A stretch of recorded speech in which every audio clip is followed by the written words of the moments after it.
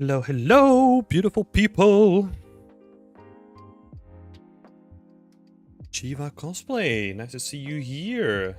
Let me switch over my camera as well. I think my screen is gonna spaz out again. Ooh. There we go. Get the tablet up and running. There we go. Okay.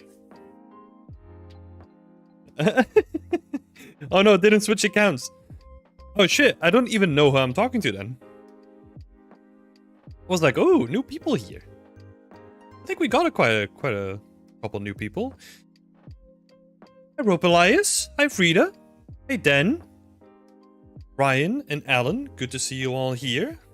How we all doing? Lovely to see you all here. Hope everyone's doing well. I had a pretty good day myself, so I've been working on something that will soon be revealed to the world. Well, soon. Let's not be too over enthusiastic about it. At a certain point, it will be revealed. Trust me. But I'm having a lot of fun. It involves a lot of website stuff. Yeah, but I'm having fun with it. It's good. But that's not what we're talking about today. It's time for some feedback. Got 8 people today that we're going to be looking at.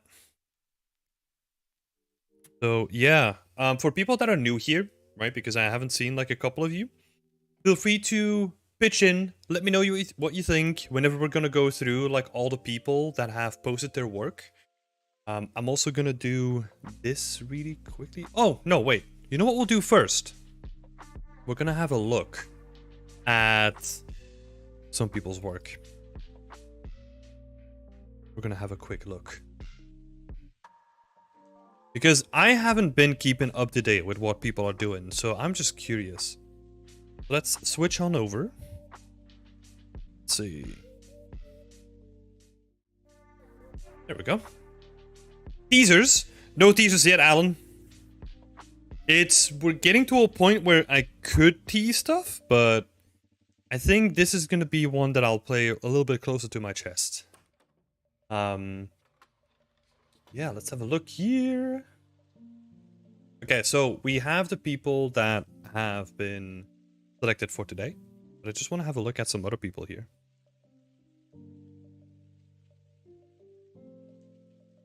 It's just it's a cool shot. I've been loving this project. Feels very unique from Miha. Making some really nice progress on it. Presentation is awesome. Yeah, this is coming along really nicely. I love the way that stuff is blending together as well. Possibly do some more here, but not giving feedback, you know? Like, I like the way that you have blending happening. It's awesome. Already coming in for like the polish phase. I like it. Very unique silhouette as well. This is awesome. Gonna look at these ones today. Let's have a look. Omar has been working on like a lot of cool what is it? Is it Moroccan? Moroccan architecture. Yeah. Some really nice things that Omar is working on. Working on it for a little bit, but it's coming along nicely.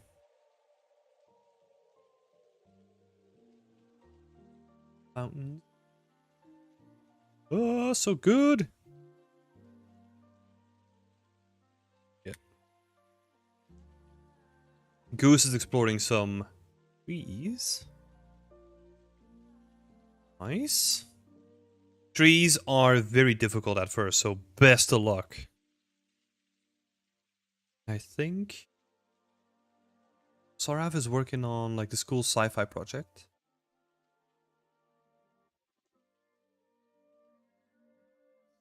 Nice. Yeah, and then I haven't seen this. Moving restaurant.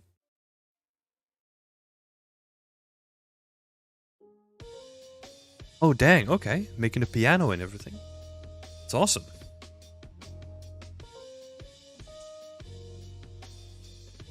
Shit. Just coming along. Let's see. I haven't seen this one at all. And Aina is working. He's gonna work on this temple. Oh shit. Yeah, people are making some really cool stuff in here. It's always awesome to see. I love the engagement of people in here as well. That's always great to see too.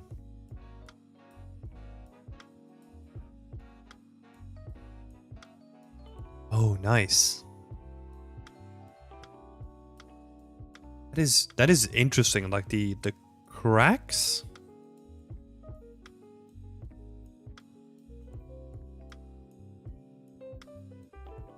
Very unique. I think most of the rest of the items we have seen. Let's keep it. Oh, this is awesome. Skyrim stuff happening here. Any feed suggestions?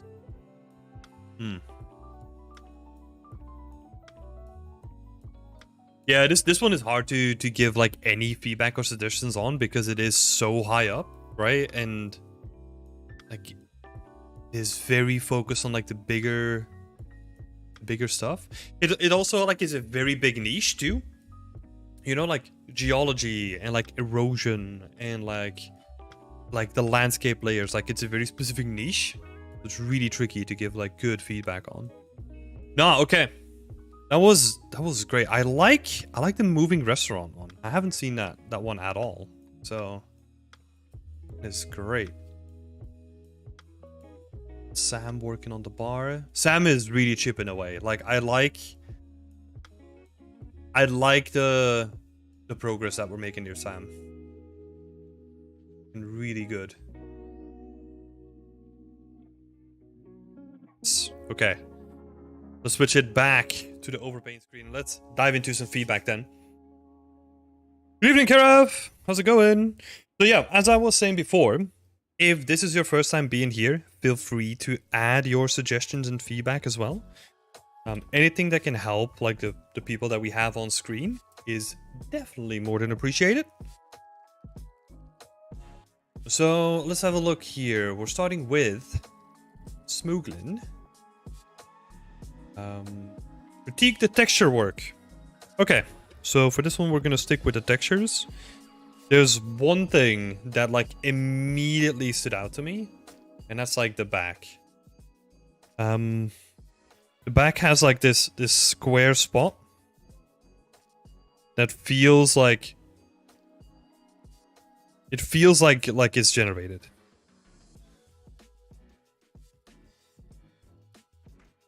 You can use these generators as a base, but you always have to take another step to go into them and like make them more unique, right? Like in your layer stack, right, of your mask, like just have the top one be a paint layer where you're going in and like you're painting in and out like certain areas to give it like a little bit more than just, yeah, a square right now, right? Like break it up a little bit. Like have it bigger in certain places. Can definitely help a lot. Yeah, but I would say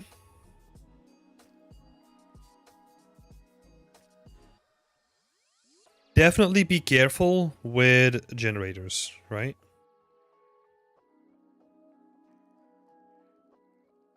Definitely. Like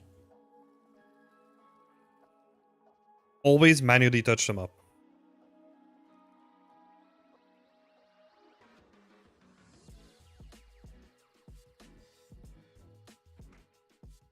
That's what I would say. A good way of thinking about this is, and this is more like a general approach, right? Is try to think in layers, right? Like we say this like regularly on here, but like think about your texturing as like singular layers, and like make a folder of like every layer, where like one folder could be, okay, dust, right? So you could have like large dust, for example, and you could have medium dust and like small dust, and all of them have like a different pattern, and then you use your mask to direct where it's gonna go. So for example, you could have where there's like a lot of surface contact, right? Where there's like a lot of crevices and all that stuff. You would probably have more dirt, or like more dust. And then in these smaller crevices, you would probably have like slight dust, right? And just having multiple layers helps you like blend them all together. So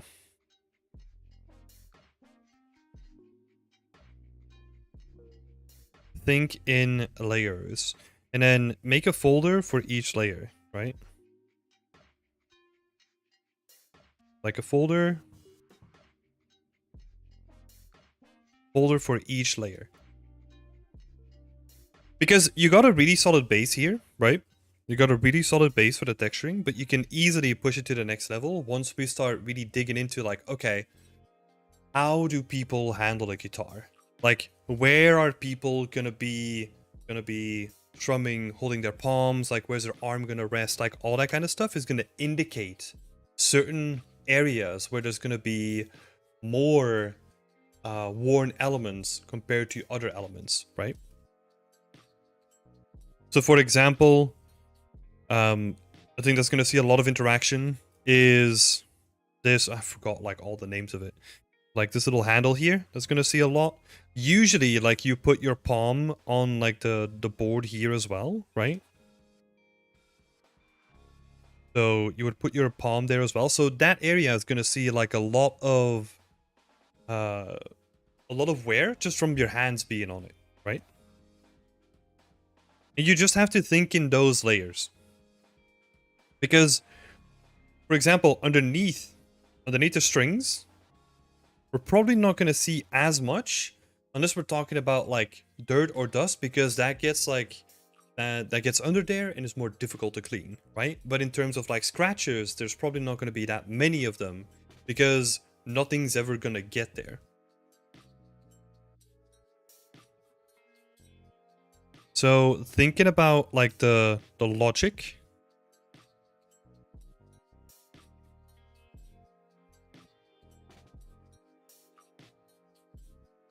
the logic approach, and that logic leads you to have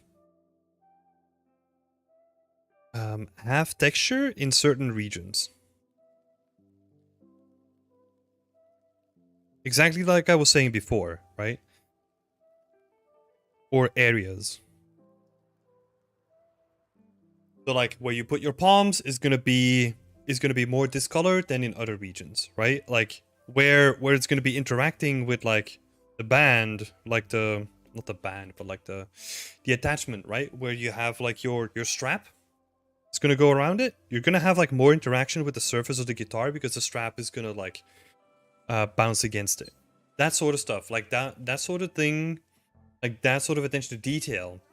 That's the thing that you need to incorporate into your assets if you want to push it to the next level. Because you can kind of see it here, right? If you zoom in a little bit. You just have like a random sprinkling of scratches. But the scratches don't actually make sense when it comes to the placement of them.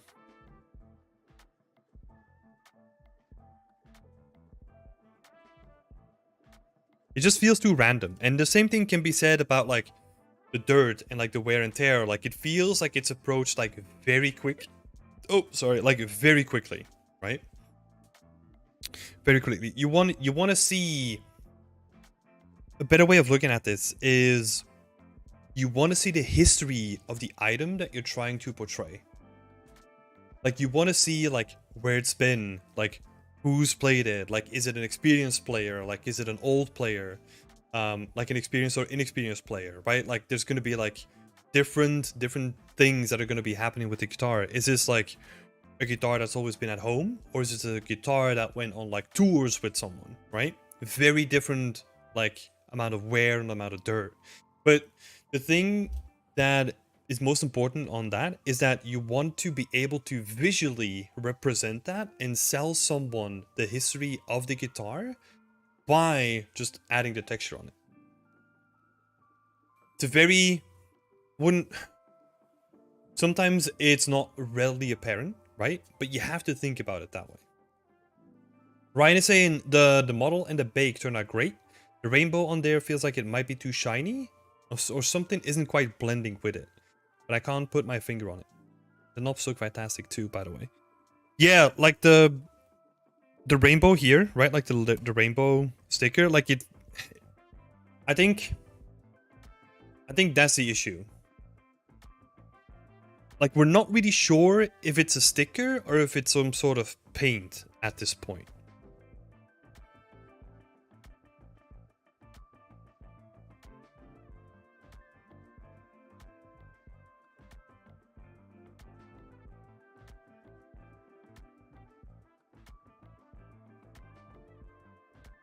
Because if it is a sticker, like, you could make like a really interesting roughness variation here, right? Especially where the highlight hits.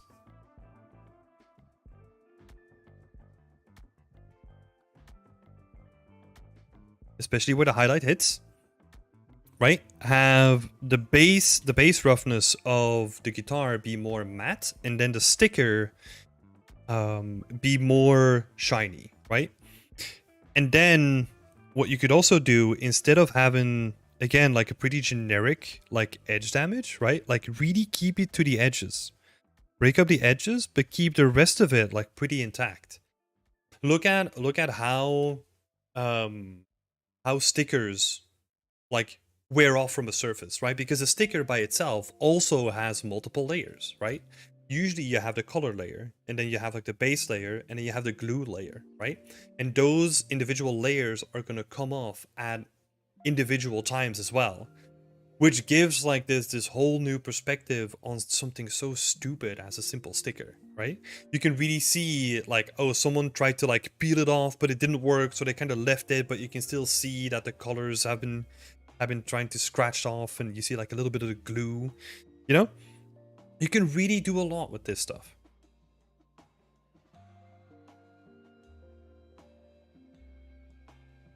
Knobs look great. I would say, again, same thing, right? Like, lots of dirt in the crevices.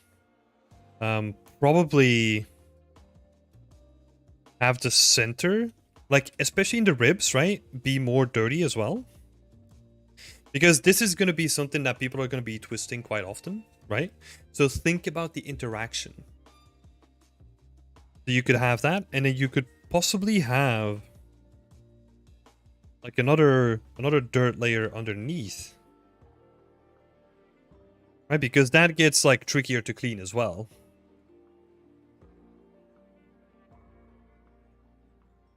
And then again, instead of having like a bunch of generic scratches, right? Be very deliberate about your scratches. Like, have a scratch that goes from like the side to the top or something, right? Where someone like accidentally bumped it into something. Like, really think about it that way, right? I know this might seem like overkill, but this is what is gonna set your stuff apart from all the other stuff on our station. And it's gonna help you with the job, right? So I think there's nothing to like backpedal a little bit, right? Like, the base layer of having just like generic scratches can work. But as soon as you recognize, for example, like on the neck, right? Like on the top part of the neck, if it gets too much, you have to turn it down to like a very subtle value. And then do like an additional layer, maybe even with the same scratch pattern, just like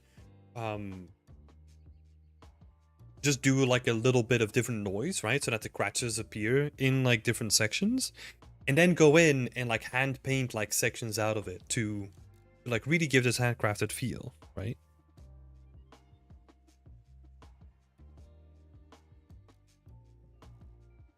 So yeah,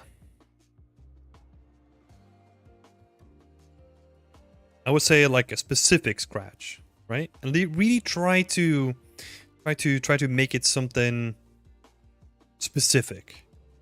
And then you could have like more dirt. More localized dirt. And again, like I really want to emphasize that the way that I think about this is as I'm trying to explain it to you, right? Is really thinking about, okay, what surfaces are easy to clean? Like where would the dirt gather? Like if they were to clean, like what is easy to clean and what isn't easy to clean, right? And what are the natural spaces where dust is gonna gather? So that's where I'm getting like all this information from, right? You could even have something like, oh, if this button has been like touched like a lot of times, right? For example, you could even have like the fade, like the paint fade, like inside of the numbers because it's been rotated so much and like someone's fingers have been touching it so many times that you could almost have like some numbers, like the 10 is pristine, for example, and then from the 9 on, you kind of have like this desaturation of the color so that you can see that people have been twisting it like a lot of the time.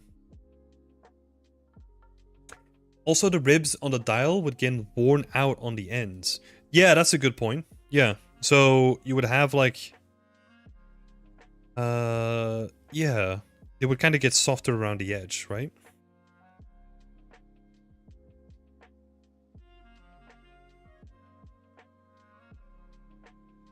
And also, think about this, right? I've talked about dirt and dust, right? But you can also just have like splatches of.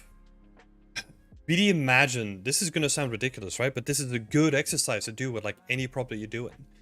To really think about it as it being a part of the environment. So if this is a guitar that has seen like a lot of shows on the road, like I'm imagining that someone was drunk and like they threw their beer on the stage and like the beer splashed onto the guitar, right? So we can get like this really interesting detail of like just a beer splash that they didn't like clean off. Stuff like that could be really interesting to play around with.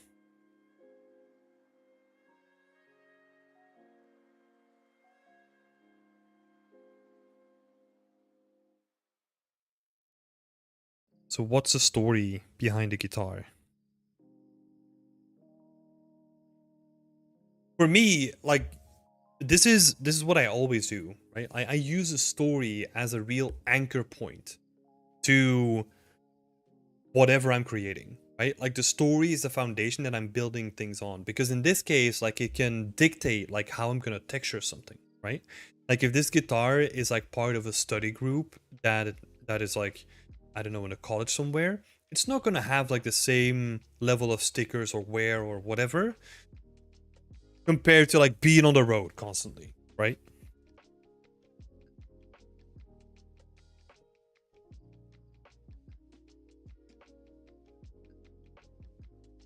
Because yeah, like if you're gonna do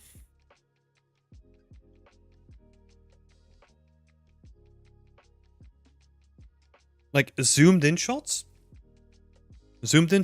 always give people permission to scrutinize them way more than a zoomed out shot, right? Because you're saying to them like, hey, look, I paid attention to all the details. But yeah, if those details aren't there, then not necessarily, right? Like again, you have a really good base, I think you should build on top of it, right? But if the details aren't there, then it's gonna leave people disappointed.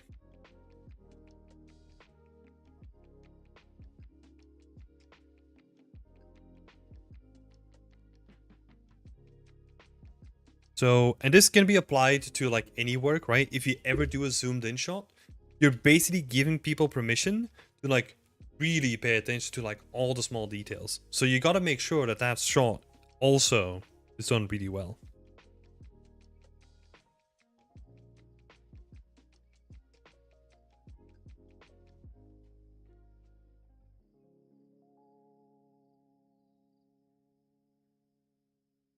Hey there, Henrik.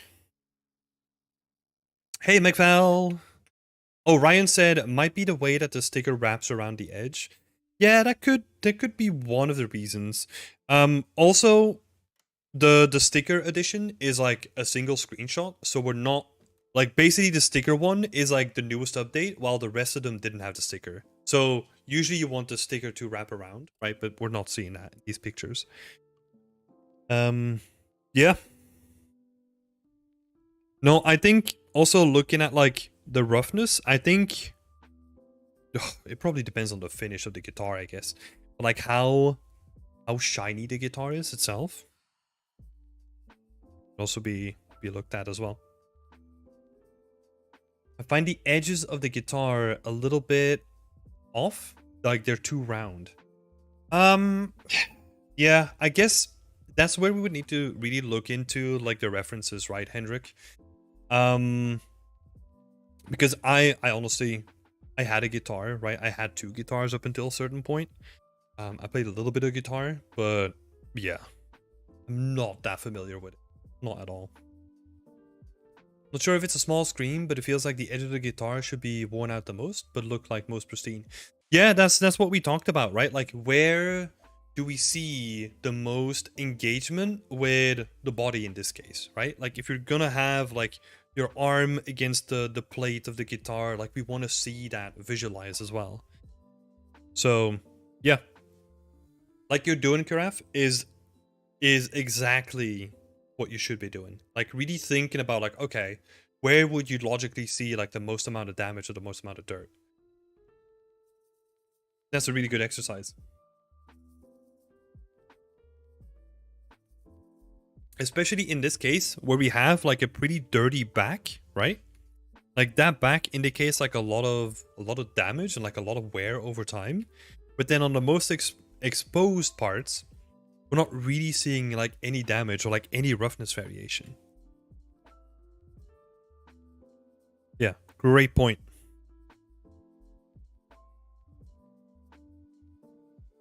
I'm just gonna add this here as like a last point before we move on. Think about the roughness variation a little bit more, because that's your important map, right? Like if you want to make something convincingly real, like the roughness variation or the roughness map is where you're gonna make the biggest impact. But like others said in the chat as well, Smuglin, great job. I like the bake. I know you struggle with the bake itself, so it's great to see how it came out, and it's really nice to see the texturing as well. Yeah, like Ryan is saying, great so far. A great spot to iterate, and super stoked with you to see what you do with Tim's feedback. Yeah. And if anyone here is a part of the community already, like feel free to let Smuglin know, like in his little chat as well. Even if it's just like, hey, I watched the stream, looking awesome so far, thumbs up, you know? It's always nice to see people help each other out. Yeah, so thanks, Smuglin. We're gonna go on to the next one. Abid Sultan is saying, hey everyone, here's a work in progress of Judy's apartment. Some of the material work and the lighting work is still unfinished, and I'm hoping to finish it in the coming days. Okay, so Abid, there's no real request for feedback here, right? Which usually, like, I do ask people to ask for specific bits of feedback, because otherwise, like, I don't know what I should be focusing on and what even is relevant, right? So maybe I'll say like a couple of things, and then maybe we can move on. So let's have a look here. Hey, Hudson16, how's it going? Okay, so this is an interesting one. So the first thing that I have is that it feels really blocky. And I know I'm a big fan of Cyberpunk, so I know what the apartment looks like, right? But even if you were to go and have a look at some of the buildings, right? Like maybe some of the buildings where you have a more unique storytelling, right? Like Judy's apartment. Have a look at how the buildings are built, because you have an edge that is like super straight, like super sharp.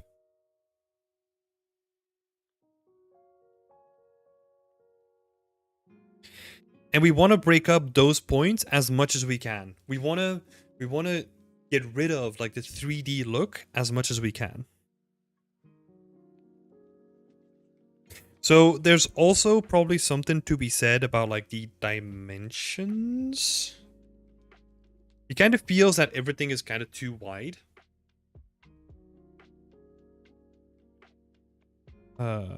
What is that? Corridor feels too wide.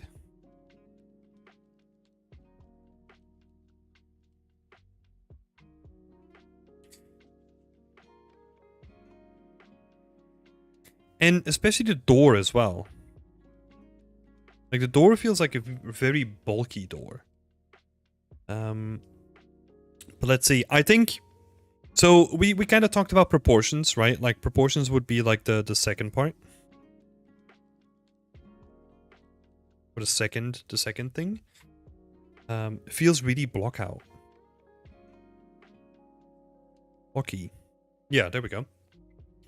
But yeah, we need to hide the fact that it feels like 3D, right? And the way that we do that is get rid of all hide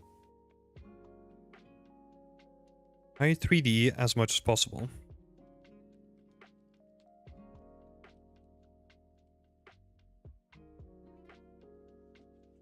So the way that we do that is we get rid of super sharp corners, because that hints that you're working with like a really, just like really simple geometry, right? Super sharp corners. Everything that feels like super straight.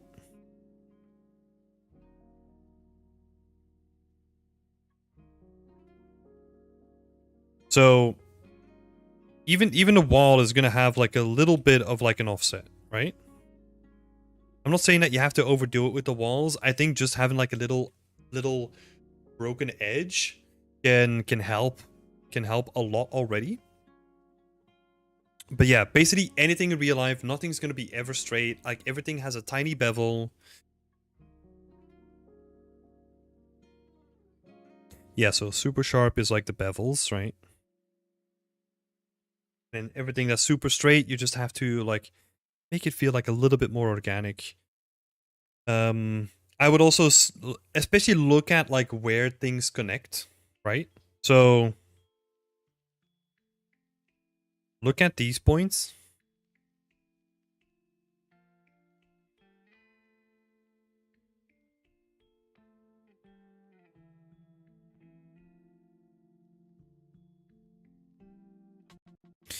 And usually there is something there. So usually there's like a little plinth or like a little strip or something like that, right? That's something that could be very useful for real life to look into. And let's see what Hudson is saying, right? So the scaling feels off. And is the thing with the black bars supposed to be a door? Thing with the black bars? Oh, this. Yes, that is supposed to be a door with a cage in it. I know it's very specific. I don't know where like the inspiration came from. I mean, where the inspiration comes from within Cyberpunk, right? Because this is like a thing that they do in like the Cyberpunk, especially in this apartment. But it's supposed to be like a fence, right?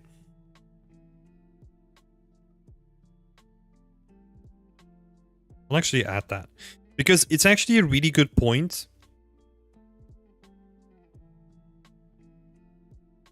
Because if that stuff feels really confusing, like people will call that out. The silver door feels a little bit out of place too. In what way, Hudson? Craney, where can I participate? So this is a weekly stream that I do where I give people from our community weekly feedback. So if you want to participate, go on over to beyondextend.com. I think there's a link in the description down as well. You can become a member yourself and enjoy like weekly feedback. Apart from next week, because then I'll be traveling. So next week, Wednesday, I'll have to miss that session. But after that, I'll be back. Let's see. Focal point needs to be in the render. I don't really mind not having a necessary focal point. This is more like a mood piece, right? I know, like, usually you kind of want to have a focal point and, like, storytell anything. I don't think we're even there yet with this piece. I think this piece would be more to figure out, like, how to make something feel like an actual place rather than something that already has story, right? I would definitely agree, but I think there's some other things that we probably want to figure out first before we get to that step. Even though it's a very good point that you bring up, right? Sorry if my feedback is harsh. No. Like, I'll soften it up. It doesn't feel like cyberpunk at all.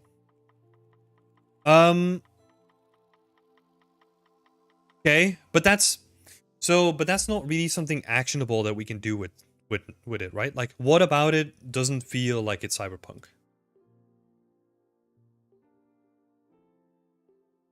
Because I have played the game, right? So I'm biased towards knowing what is already in the game, and I know that those type of games are in the game. So I'm not saying that you're necessarily wrong, right? But I'm saying that I come into this with like a bias of already knowing the game, and I know that those doors are already in. But it's actually interesting to have another perspective on it, where people that I don't know if you have played the game, like, that haven't played the game, then see a door that doesn't make sense. But yeah, so missing door mesh, that is like the little frame that I was talking about, right? Like, normally they have like a mesh inside of here, which could add like a lot of interesting detail.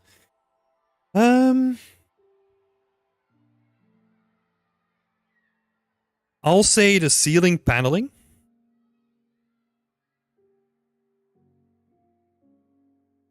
The ceiling paneling feels a little bit out of place as well, because the sections don't really match up, right? And if you look at construction, like, usually they will try to line up like the sections between the mesh, right? Like with the ceiling as much as they can, right? So I would probably like move the tileable to where it kind of makes sense, so that we have like the panels start in the corner. And then you could do some pretty interesting stuff with unwrapping this in like a different way so that it kind of matches up, right?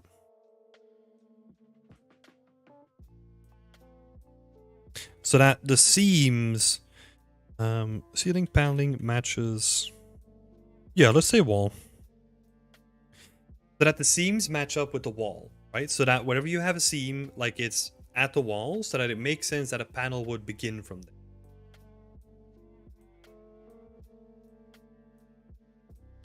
I haven't played it. Maybe that's why. For me, it looks like a broken down apartment in Russia or something. I honestly think that is very interesting, because that's probably what they were gonna go for, right? Like, a cyberpunk has this like really heavy dystopian angle where it is just basically what you said, right?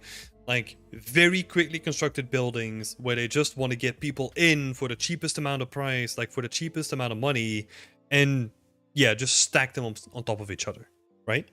There's other examples other than Russia as well, but yeah. I think in a weird way, you're actually right. You're actually on point with what you're saying, right?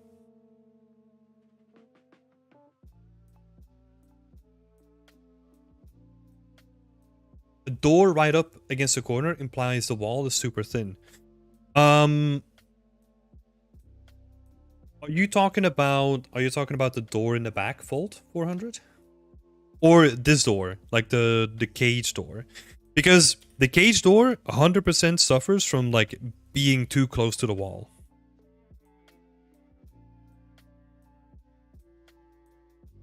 Or too close to the edge.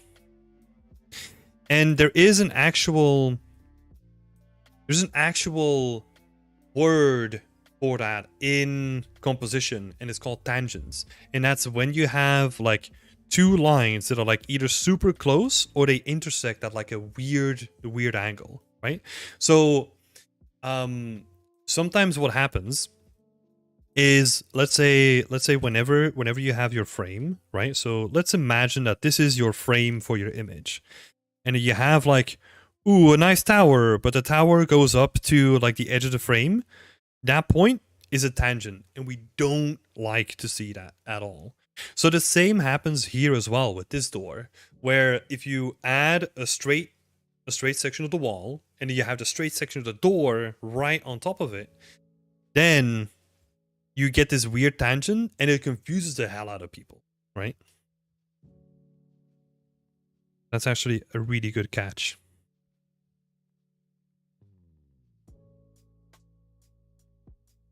Yeah, and you can definitely add like more dirt. I want to see like more decals, right? Like more decal dirt.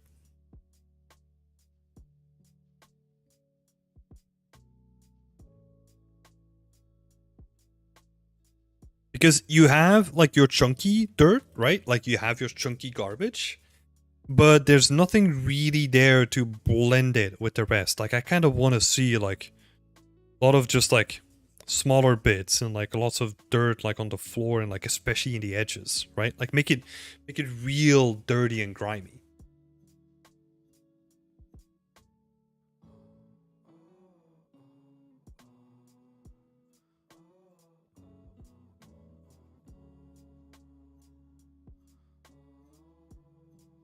This is not going to make sense on this picture alone, but hey, here we are.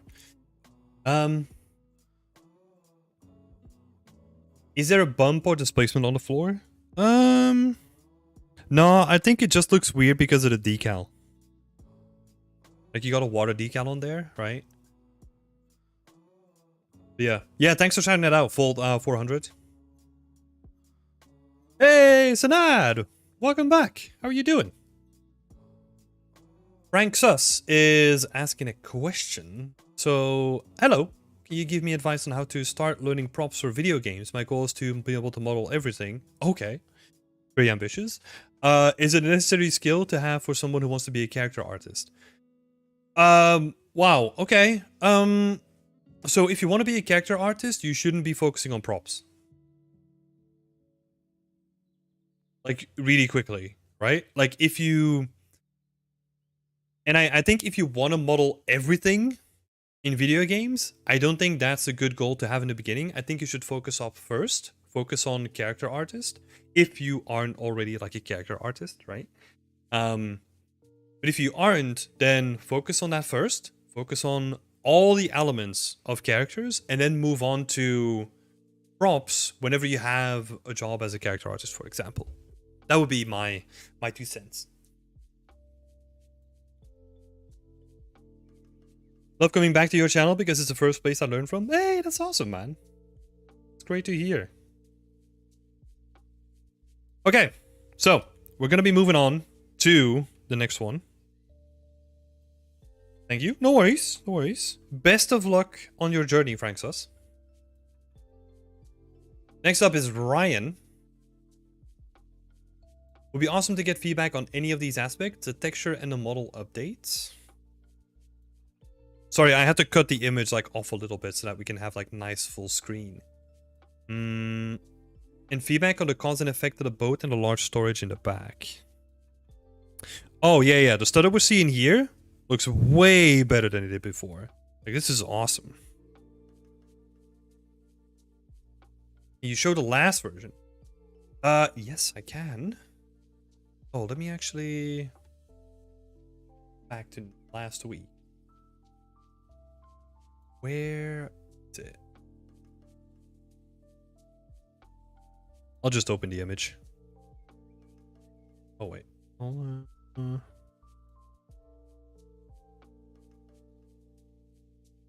me just squeeze this in here.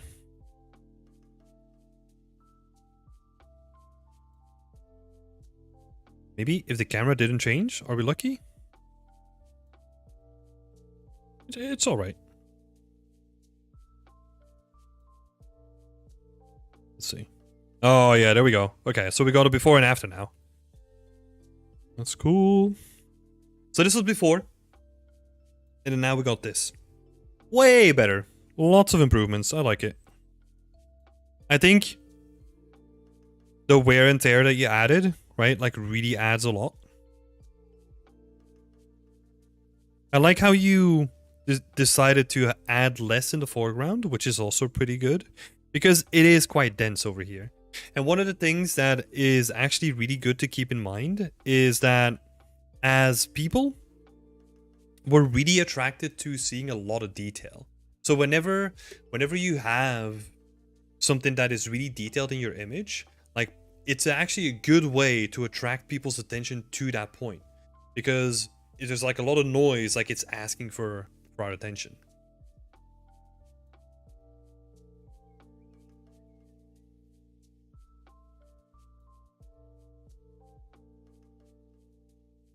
Craney asking a good question. We're gonna answer that in just a bit, because yeah, there's a little bit of context there.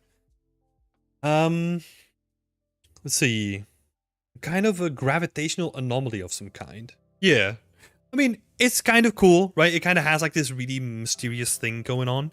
I like it.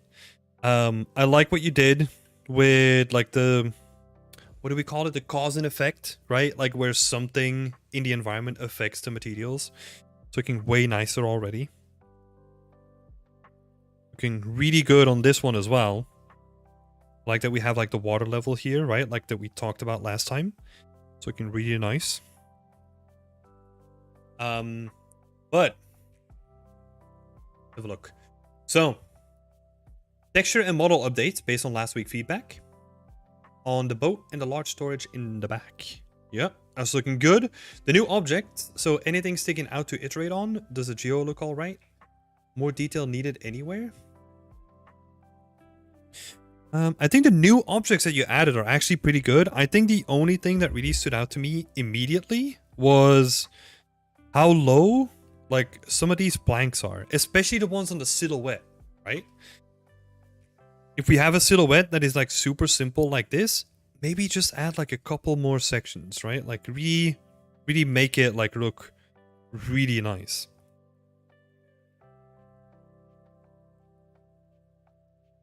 You can definitely add like a little bit more geo. And you only need to do that on the you only need to do that on the silhouette, right? Because like this guy doesn't really matter. Like it's only the silhouette that is like the most attention, right? So those could do with like more geo.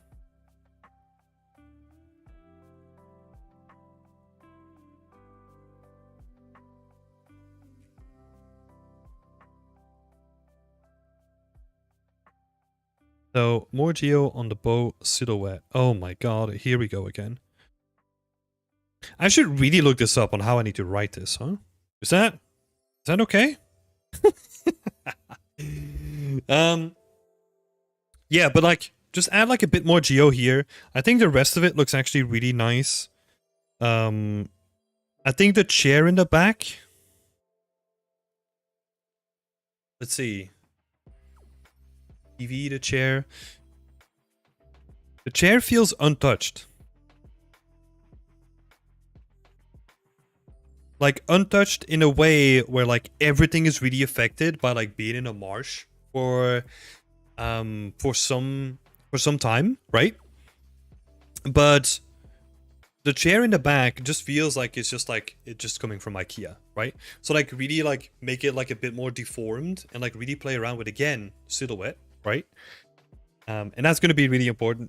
But honestly, on the texturing or anything like that, you don't need to do anything because it's so invisible, right? Or like so far in the distance that only geo. You could honestly do the same thing with some of the other elements as well still, right? Where you could push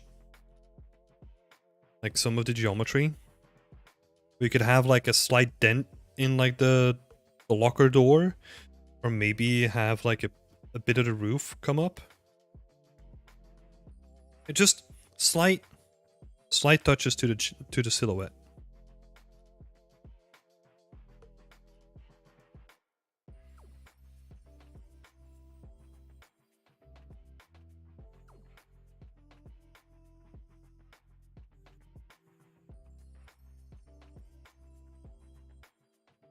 So yeah, nothing's really changed.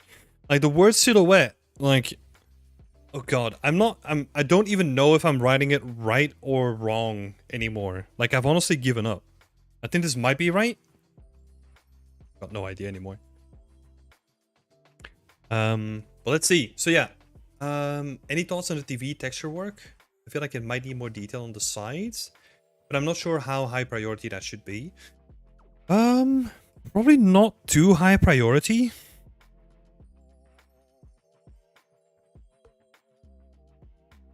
I think what could be interesting, again, like the waterline, right? Like having something to indicate like a different waterline on this prop, right? And really playing with like how green it is from like the algae, right? Because right now, what you always have to keep in mind is we're watching it from a distance, right? So you want to kind of make sure that it reads well from a distance. So you might have to push the color intensity of the moss, or like the growth on top of it, right? Just a little bit.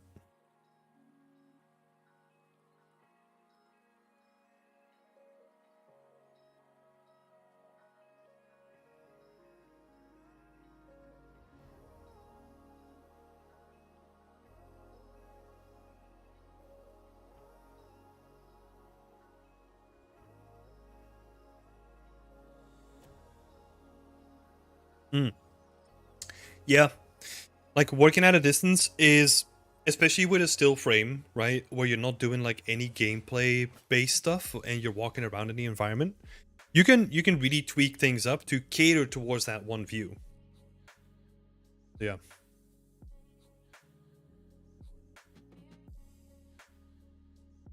Cool. And then the new atmosphere for the piece. Oh yeah, it looks way better. Like I really like it. Like when we did the comparison, right, it became like really clear like how much the atmosphere changed. Would be great to get any thoughts. Oh yeah, the first thing that I saw was this silhouette in the background. Love it. That's great. I think it might even just be like a piece of the boat reused, right? No one's gonna notice that. It looks good. Next step, I would say composition. I think we're getting a slightly skewed result because I had to squeeze it into the template, right? So, yeah, don't look into the composition too much, I would say. Let's see. So this is like the overall thing, right? Where we have like a broader field of view. This works way better. You could, depending on what you want to go for, right? Like you could push it to like a more cinematic style where you go even wider. Also add more story. I don't know why they are floating. It's just me. Yeah, see, so that's where it comes back to personal taste. Like, I also don't know why stuff is floating, but I also don't care because it's cool. You know? And I know that I focus a lot on like story and logic and like all that kind of stuff. But I will make an excuse if stuff just looks cool. Because I'll be honest, like sometimes, even though I love thinking about the story and I love thinking about like the logic behind the space and like, oh, does everything make sense? Sometimes we just tend to overdo it. Usually me too, Hudson. Usually me too. Yeah. Leonardo is saying, I didn't get that it was a boat.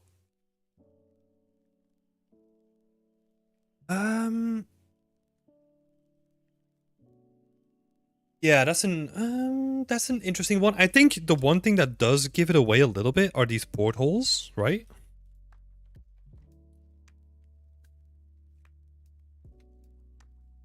Maybe be a bit more directly. So I knew that this was a boat.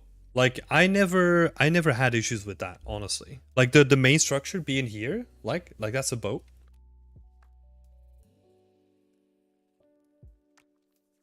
So I actually don't really mind all of this too much. But it's a really interesting discussion to see you guys having. And Ryan is still here, right? So if Ryan can like take from the discussion what he wants. I thought it was a porta potty or a small cap. A porta potty. Thinking about putting some fishing nets draping somewhere that might hint. That's actually like a really good creative solution there. I like that.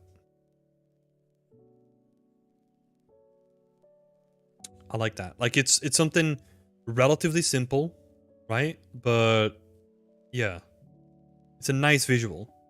And you could do something more with that, right? Like you could even have something floating in the background that's like draped with like the fishnet or something. You could do something interesting with that. Or have the fishnet hanging from like like the chair or something like that. Like the chair is being pulled down by the fishnet. I don't know. Probably going too crazy, but...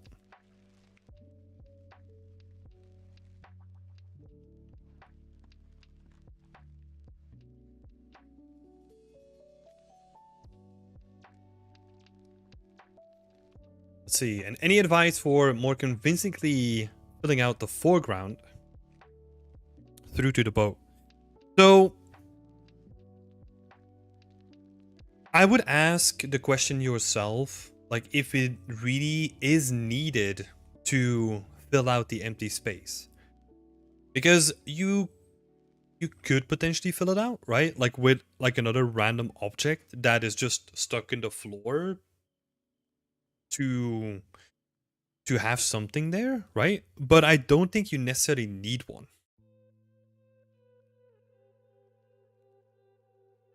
I don't think it's necessarily bad to keep like empty spaces, right?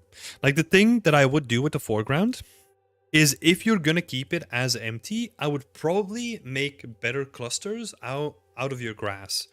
I would honestly keep like all of this grass. I would probably like remove that and just have like the grass that you have here, right? And then nothing. And then you have like grass building up to this side again. So that you have like an area of rest that kind of leads you into the picture. And the rest of it is more like foreground elements. Something like that.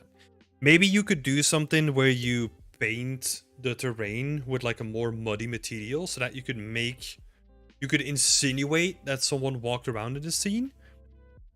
There's stuff that you could play around with.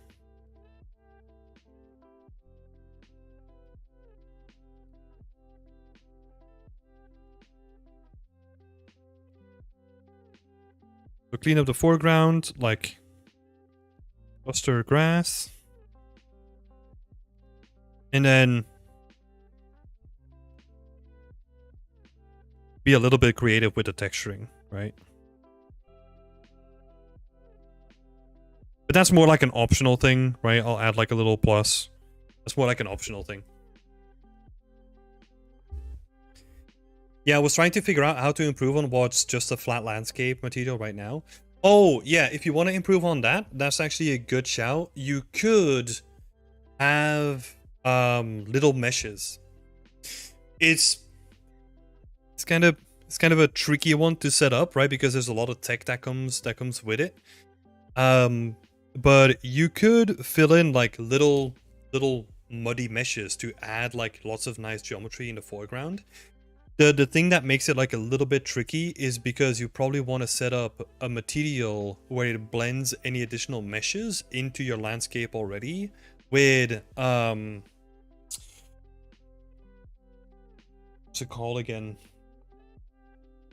Virtual runtime texturing. Is that it? RT? Yeah. RVTs? Runtime virtual texturing. Thanks, Ryan. No, I don't think you need displacement. Displacement is also like really janky in like 5. I think just having RVTs and like rocks that take like the terrain, right, is probably still easier. But if you don't want to do that, right, I would start from this, right? I would first clean up the foreground, see if clustering the grass actually makes sense, and if you feel that like it's too simple. If you then still have issues, then you can add like more meshes on top of it, right? Like small pebbles, you could do that too, or you could do like large meshes that are kind of meant to like blend in to your environment. I mean, just use a mesh and displace it using the height map of the texture you're already using. You could do that too. Yeah. You could do that in Blender and then import that as a mesh, right? That's kind of what I was talking about too. Yeah. Yeah, no. So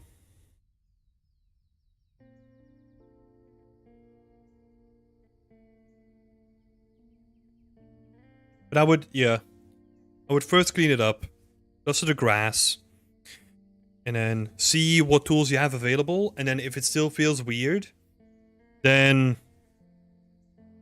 yeah, add more stuff in there. I would like to see some more empty space for the composition. I think empty space could definitely be a winner, right?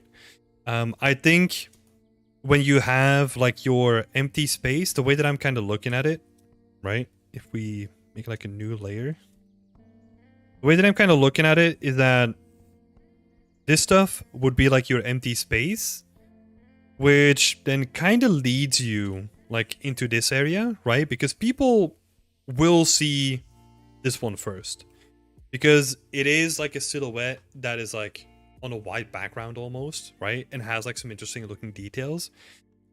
So if you can then use that empty space that we're creating in the foreground to kind of lead them into it,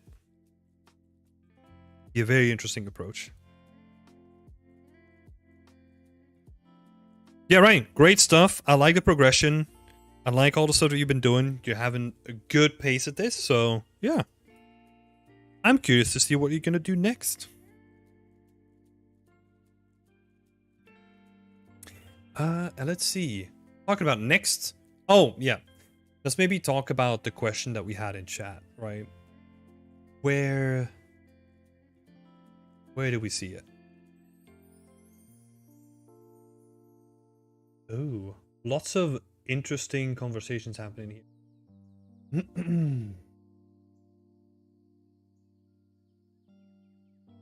So Fraxis is saying, I like your advice, but people said to me, if you want to get into jobs quickly, learn props and then move to characters. So I don't agree with that, because I don't want people to like, okay, technically it is correct, right? If we're talking about like the amount of available jobs in a normal situation, let's add that caveat there into, in a normal situation, like I 100% agree with like the logical thought behind it, right? Because there's going to be more jobs available to people that want to make props, because there's less characters in games than there is like stuff to make the world, right? However, why I don't take this sort of advice is because I don't want people to be stuck in something that they don't want to do. Like, if you want to do characters, I don't want you to waste like a couple of years of your life trying to chase like props and getting like into the industry when you could have just been working on characters instead. So that's why I always say like, hey, look, just figure out what you want to do and go hard in that. And if you really are passionate about it and you put in the time, might take like a little bit of different amount of time, right, to get in, but at least you're doing something that you 100% want to do, rather than something that you don't want to do. But yeah, I've heard the same advice, right? I've heard the same advice like 1,000 times. So yeah, I can see where they're coming from. It just doesn't make sense. And add to that, now, while we're in this current day and age where it is unfortunately like really tricky to get in, especially now, because we're dealing with like a downturn right now, right? I don't think the advice of like getting to games quick with props even holds water at this point. But yeah, like saying again, not blaming the messenger either, right? I know where the information is coming from.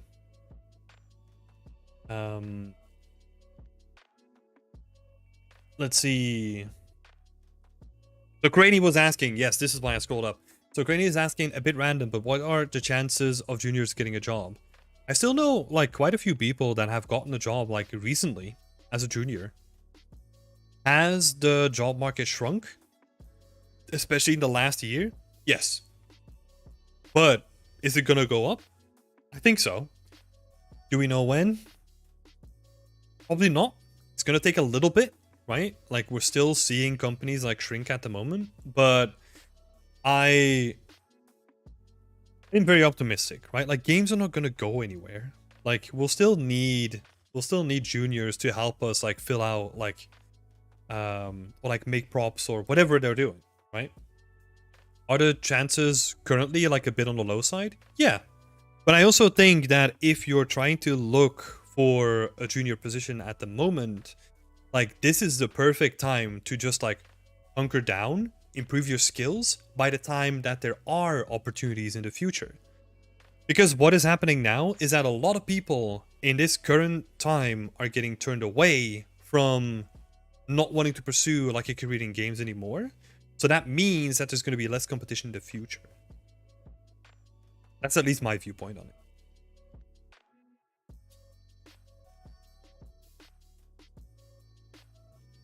Thank you so much. That's what I was afraid of, wasting time on something that I don't like. Yeah, I would honestly like never give anyone like the recommendation to waste like, because we're talking about years of your life, right? Like to make like a, I mean, you could like work your ass off, I guess. It doesn't have to be years, but like in most times when people have other commitments, like we're talking about years of your life, chasing something that will only get you in and then having to pivot while doing a full-time job doesn't make sense to me. Making a few simple props can help you learn 3D fundamentals if you're new to 3D, but you should then focus and specialize on what you're interested in. Yeah, I 100% agree. Like, the basis is still going to be best learned by like really small props where you can teach yourself to model, bake, texture, present, like all that kind of stuff. Still super relevant, right? And then specialize in the thing you want to do. Also, don't try to master everything. It's impossible. Yeah, there's this really good saying, right? And it's as old as time. Is like you could oh, what is the correct way of saying it? A jack of all trades, but a master of none. That's not what you have to understand that is not what the games industry is looking for. Like when people say that they're like, oh, I got a job as a generalist, what that usually means is that they have like a decent amount of like okay skills, but they still stand out in like certain skills, right? So yeah, don't try to master everything. Stuff is gonna change so quickly that you can't even master anything. Like, yeah, there's no shot. There's no shot. Like, everything is just moving so quickly. Also, what's happening? What's with the layoffs? Even seniors are having a hard time getting a job now. Post-pandemic equalization is what Vault 400 is saying. Studios hired heavy because the industry boomed during COVID, and now that most people have gone back to work and are gaming all day, studios saw the decline and adjust. So yeah, it has to do with money, right? Like there was a lot of like investment that came in because they saw that so many people were playing more and more games. So investments came in because people knew that they could make like a really good return on their investments. But once, like Vault's saying, is once they went home, that didn't happen anymore, right? Like it equalized again. And what happened is that there's a lot of studios out there that kind of took a risk. They kind of took a gamble, right? And they gambled with the people working at their studio. So what they did is, in a lot of cases, they hired like a lot of people to hopefully have all those people work on like a ton of projects. But then certain projects didn't work. Certain things changed. So that gamble didn't work out for them. And that's why they had to be let go. In general, right? Like there's so many reasons of why this happens, but that's at least like my very general like explanation of what happened.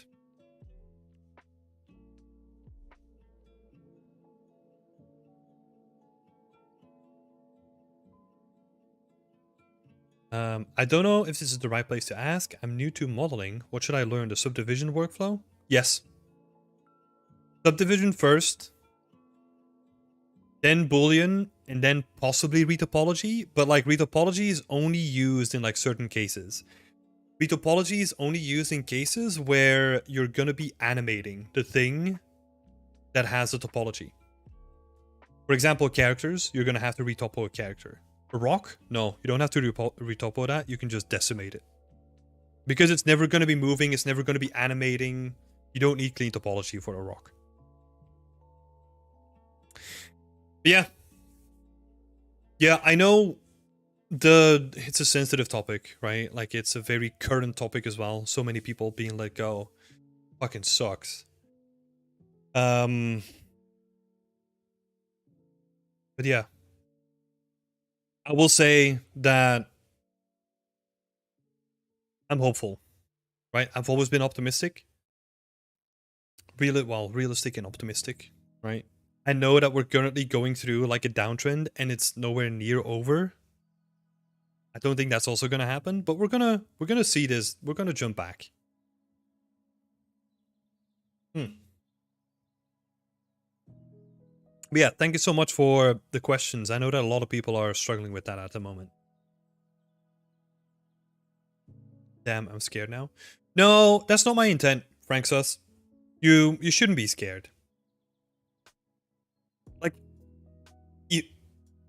especially in, well, I don't know where you are, right? But let's say you're just starting your 3D journey. By the time that you're at a point where you can get into the industry, like people are no longer in this state anymore.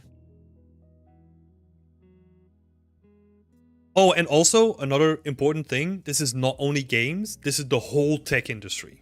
Anything tech related, like, has seen the same sort of downturn, right?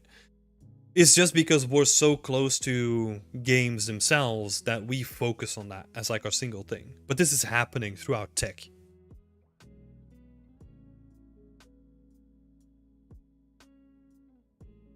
ArcViz and motion graphics still booming though? I don't know. I think, well, I have no way of knowing. We're gonna make assumptions. I was about to make assumptions. Yeah, there's other industries, right? Like on the opposite side of things, we have like the VFX industry, who's like completely gone through the ringer because they had like the massive SAG-AFTRA strike as well. On top of all the things that were gonna happen too. Yeah. Yeah, no, that's also, it's an interesting point because the same sort of skill sets that are being used for games, right, can easily translate to other things as well. Because a lot of ArcViz is probably done in Unreal at this point, you know? So, yeah. Never be scared. I think that resourceful people are always going to find their place. It's just about like keeping your eyes open and adapting to stuff. Hey, Stereo Art, I love the content, keep it up. Wondering if it's industry standard for a video game environment artist to have expertise in 3D modeling, or is it more nice to have? Oh no, it's crucial. It's 100% part of the core skill list that you need to have as a games environment artist. Yeah, no doubt about that. Even if you're looking at the specialization of a level artist, right? Which is probably what you're... I mean, companies don't make this easy, right? Like, sometimes the application will say environment artist, but you're more of a level artist. The distinction between the two is that a level artist focus on storytelling, right? And making interesting locations and, like, working heavily with, like, a level design to make, like, interesting looking spaces. Where, like, an environment artist... it's more like a catch-all term for like everything, in my opinion. Where they have to be able to make the terrain look good, make some prompts, like it's kind of a catch-all. Alright, let's move on though. Thank you so much for the questions. I mean, feel free to keep asking questions. Let's see, Alan.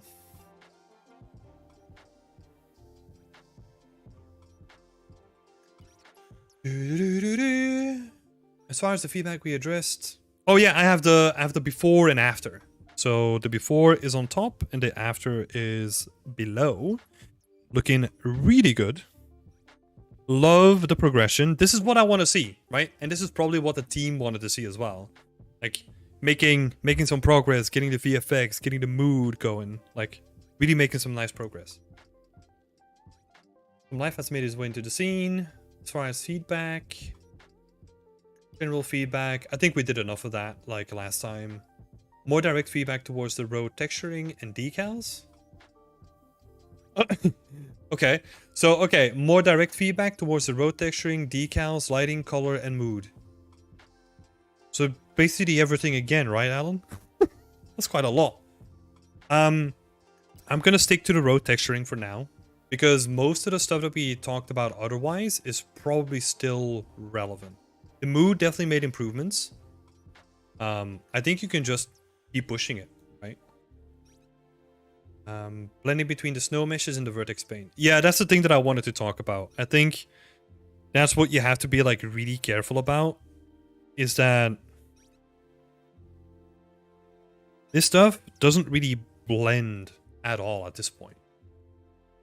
So what you usually do, right? Because now, so the meshes that you have kind of do this, right? Kind of looks, I don't want to make it look like poo, but that's where we are.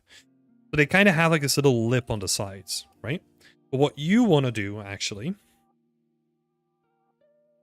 is you want to have something more like this.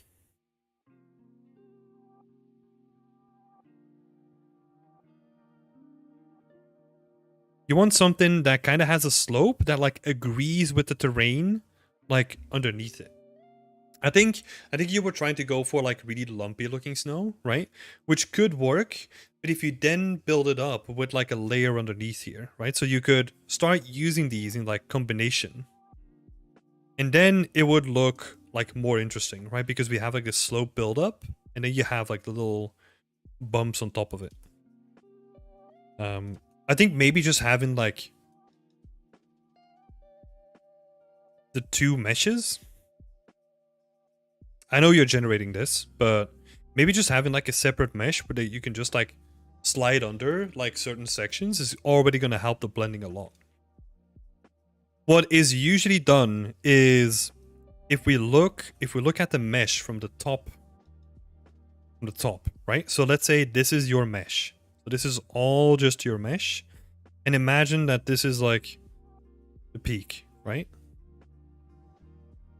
What usually is done is that you then have like a blend with decals around it.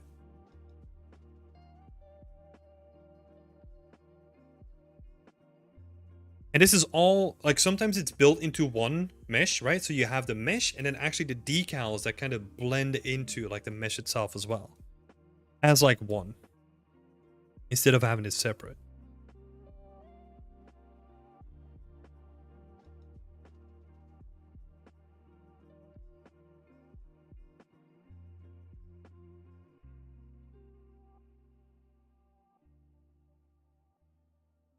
So yeah, one mesh. So that could definitely help here. I think it's also doing more of it, right? Like adding just way more, because now it just feels like really concentrated to certain areas. But yeah, like having just like more sections, like more snow, having it like build up to like certain areas and really make it like snowed in. Because right now it feels like too concentrated around like certain areas. I think what you could do, and this is like a very common technique, right, is almost overdo it and then dial it back. Because it's always easier to dial something back than it is to like incrementally add stuff to the scene.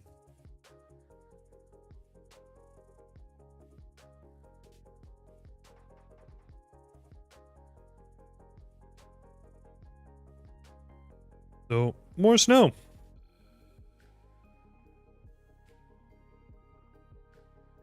Snow would be the first one. The road texturing.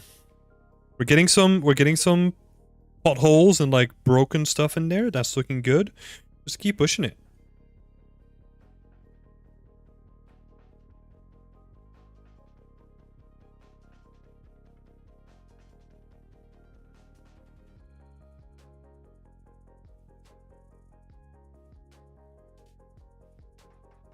They're coming along nice.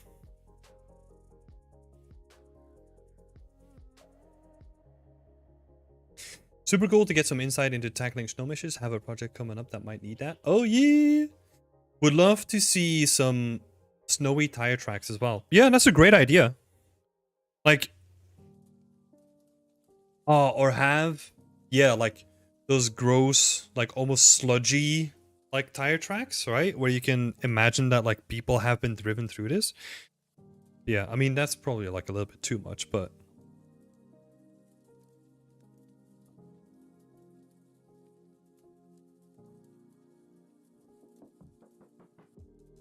Snow tracks from tires could be a good one.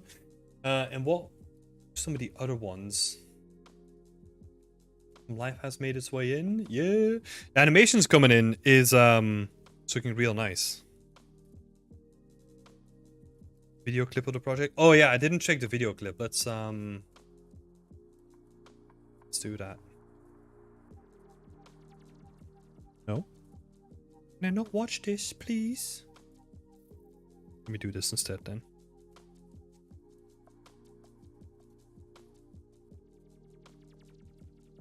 Yeah. Snow coming in nice. If you're gonna have this amount of snow, I'm expecting way more on the floor as well though. Like, I'm almost expecting like the base level of snow to be the snow that you now have like around the edges. Right? With this amount of snow.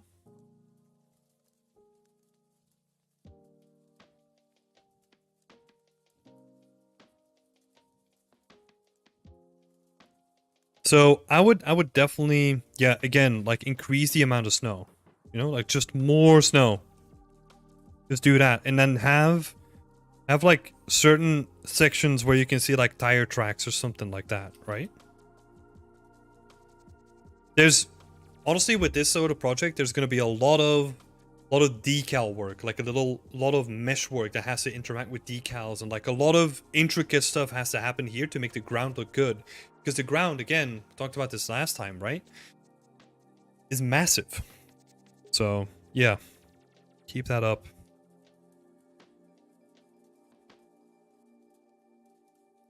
Experimenting with decals.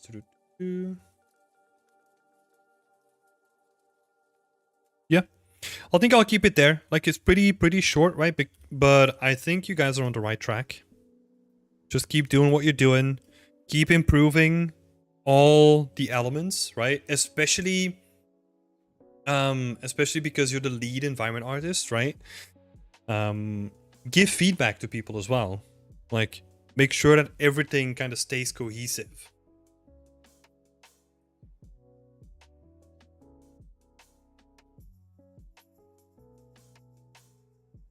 Yeah, excited to see more. I'm going to keep it pretty short this time around. Yeah, nice to see the updates. Keep it up. Hey, Antonio.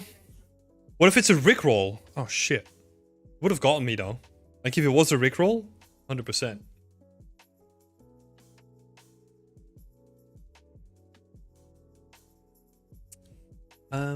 Super quick.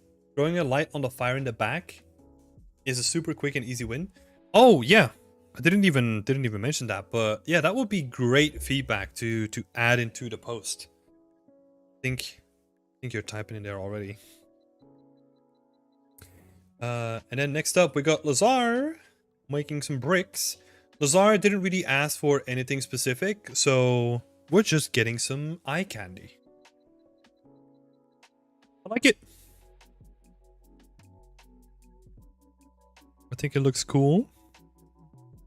I like how varied the bricks are, right? Like, there's nothing really that immediately stands out.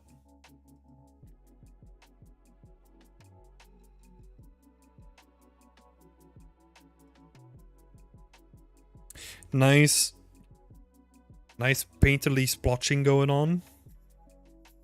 Interesting texturing.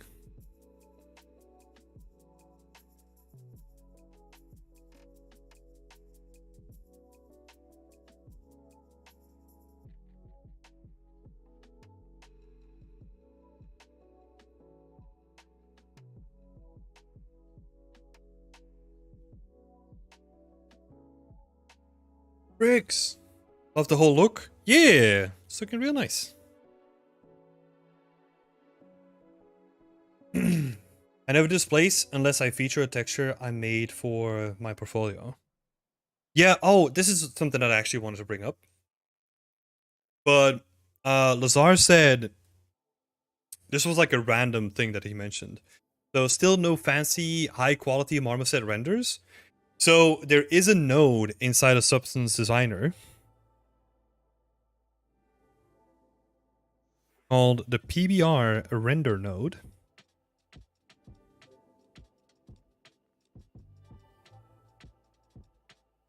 For fancy Substance Designer shaders. Fancy Substance Designer renders.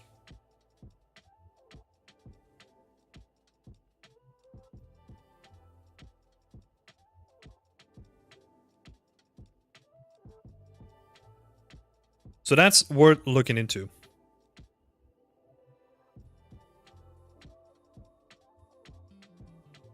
Yeah, you have to.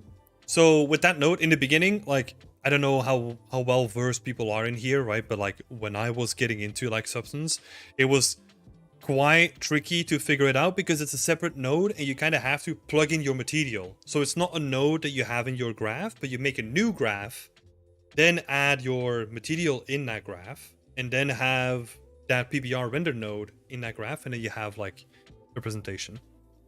I don't know. For some reason that fucked me up the first time. I couldn't figure it out. Although some still prefer to use Marmoset. Yeah, I can see why. I can see why. Like, it's a little bit clunky. It's a little bit limited in what you can do with it. But it's still good, right? Like, sometimes you just want to get, like, a relatively quick render out. It's a really great node for that stuff. Makes it look fancy. Yeah, no, we're moving straight on. I'm just curious to see this in, like, an environment, right? Like, even with, like, material renders... I always love to see them in the context. Like, it's always the best place, like the best way to present it.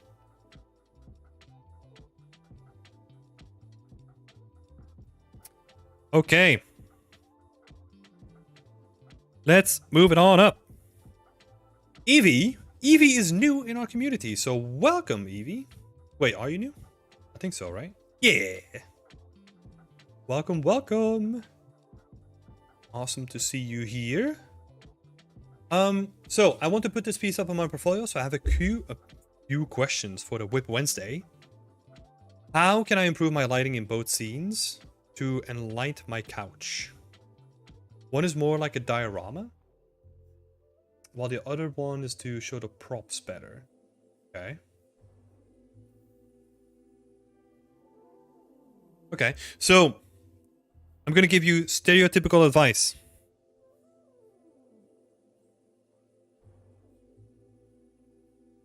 On lighting. One of the simplest things you can do is a 3-point lighting setup.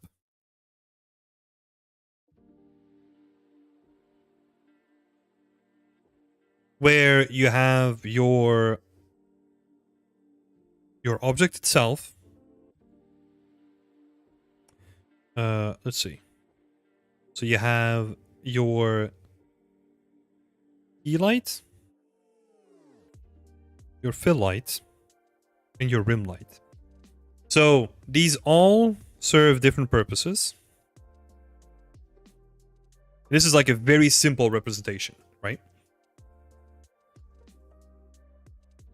But your key is what it sounds like, right? It's your main light. That's gonna light up the most of your scene. But because of its intensity, it usually also casts like big shadows too. So that's where the fill light comes in. Because the fill light is there to fill up the rest of the scene, right?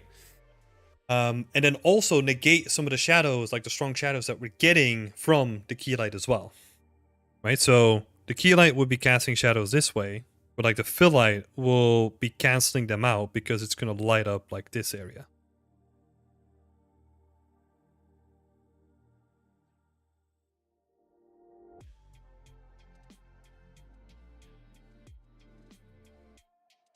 So very simple representation. And then you got the rim light, which is just there to give your accent, like it gives your asset an accent.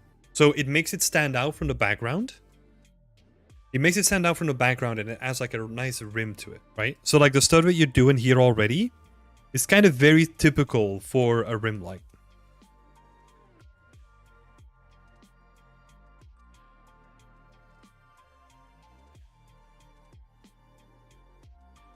So yeah, usually those three are like the core foundations of a lighting setup.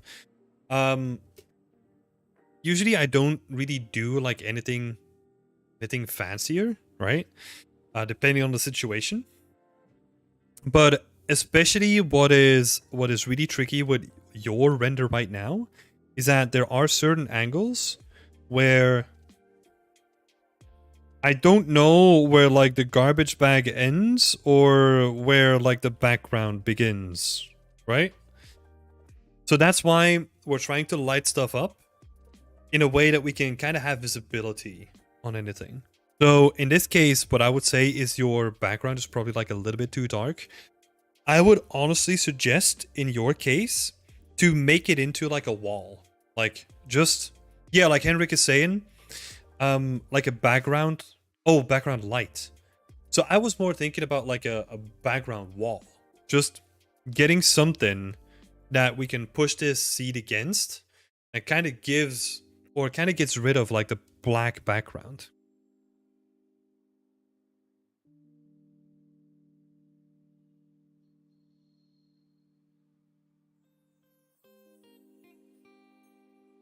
So I don't know if this is like something that I got left over from like my advertisement days, like when I was doing like advertising.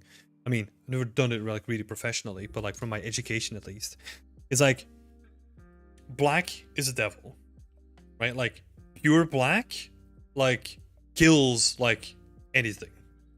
So what I try to do is like try to get rid of like anything black and pick something different, right? If you're doing a background color, don't pick black, pick something else.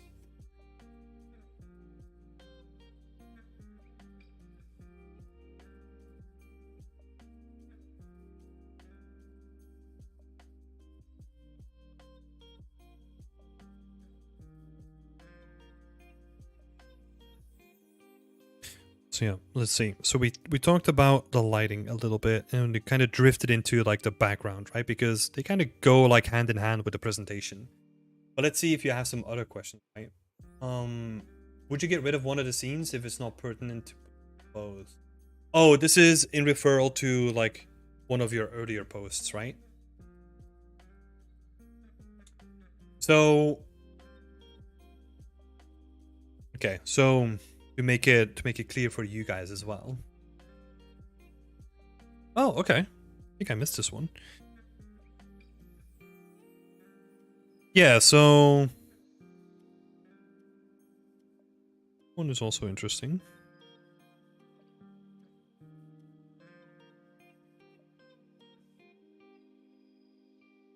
So on the question, right, of having two scenes of the same thing, I wouldn't really go for it. Like if you wanted to do like two different renders, I would honestly go for something. So like if you have two scenes, right? Like one would be for the story, right? Something where I present like the prop in its best, or like the scene in its best behavior. And then the second would be for the breakdown.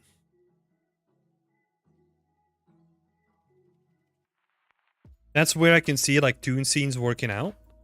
Because otherwise, like, I don't know, like we're not really adding anything new here, right?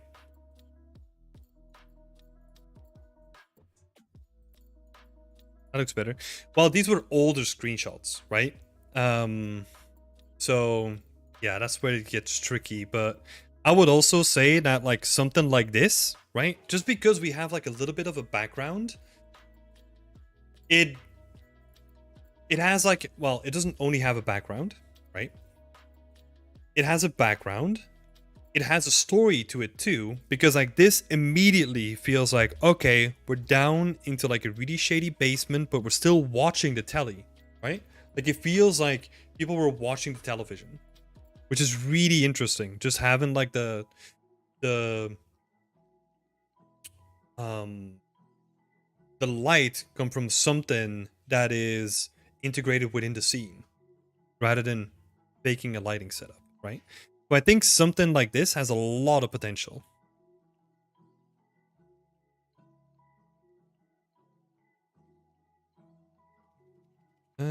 Let me add that here. And I know this sucks to hear because this was like an earlier iteration, but honestly, I think you were onto something here.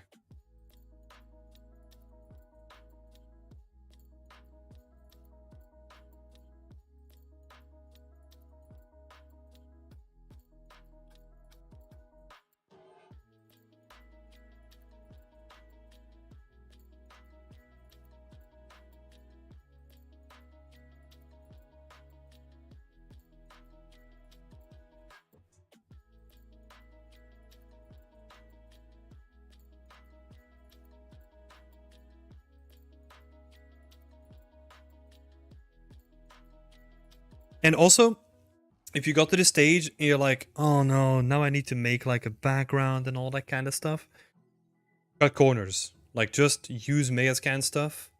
And wherever you can, right? For example, the doorway, like very hastily built, of course, because you were trying stuff out. If you're trying to do something like this, right? Like maybe make the door like a bit taller or something like that so you can't see it, or make it a hallway. You find like creative solutions, right? But like I feel like it's worth going back to something like this and then having like a clean studio setup that complements this so that we can see it like in a nice clean setup. Yeah, Henrik, I 100% agree. Like I don't like the way that we're kind of looking at the camera from like such a low angle necessarily. I think there is something here, right? I would definitely play around with the camera angle a little bit more.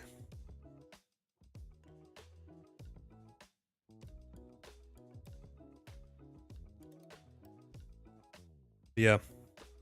There is something there, for sure. And this was actually already mentioned in our community as well. Other people brought up that like the cans were like really eye-catching. And I think that was mentioned in the chat before. Yeah, Hudson said it as well.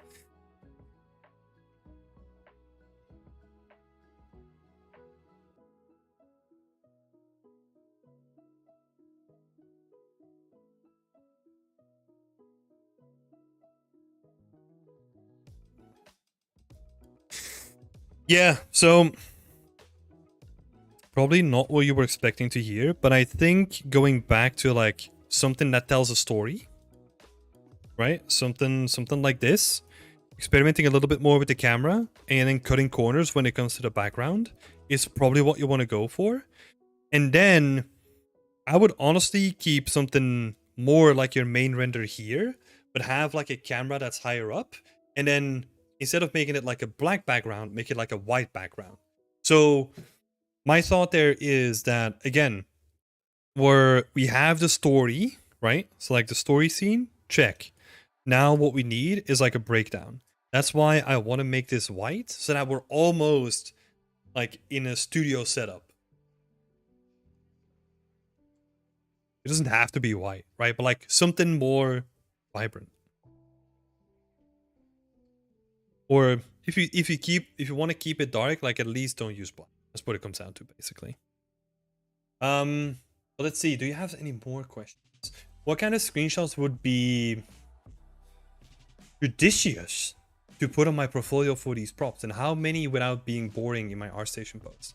Okay, judicious. Damn, you're treating me to some $10 words over here. So like I said, like this kind of comes down to here, right? So the first one would be the story, right? This is basically how you wow people, right? Like you want to convince them that like, oh, this is an interesting scene, like we can pick apart the story, and you kind of like drift all over the place. And then you have a breakdown of what you did and how you did it. So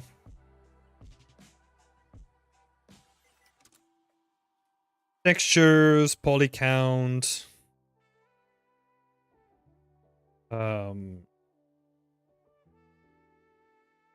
textures, poly count, UV, like all that kind of stuff, right? I would not go for like more than for this scene. If okay, gonna be tricky, right? But if your second or third like screenshot that you're adding to your post are not as good as the first one, don't do it.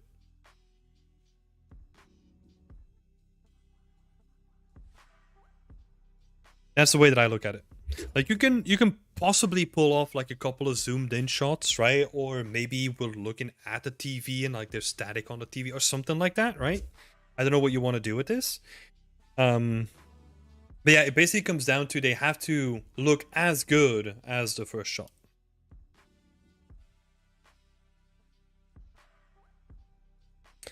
And then for your total post, I would keep it to like 5 images or something like that.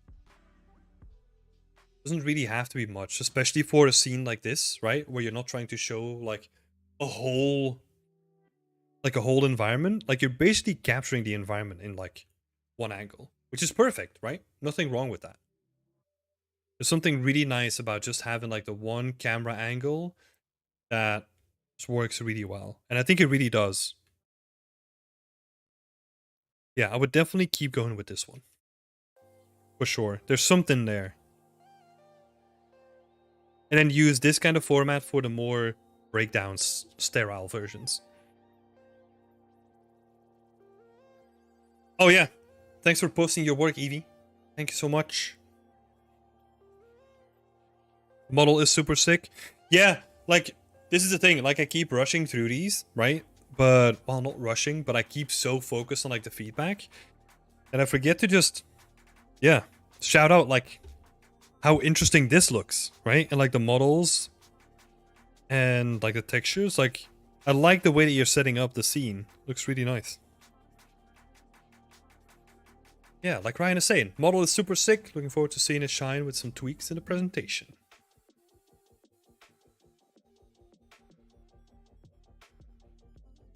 All right.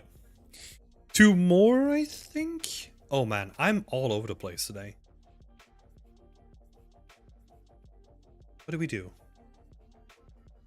So 1, 2. Yeah. Okay, I think we're good.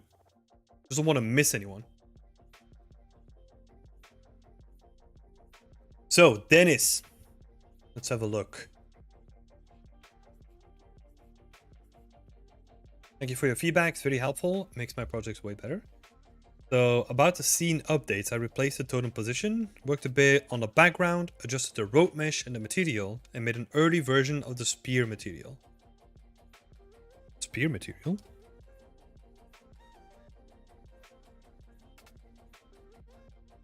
Huh? Spear?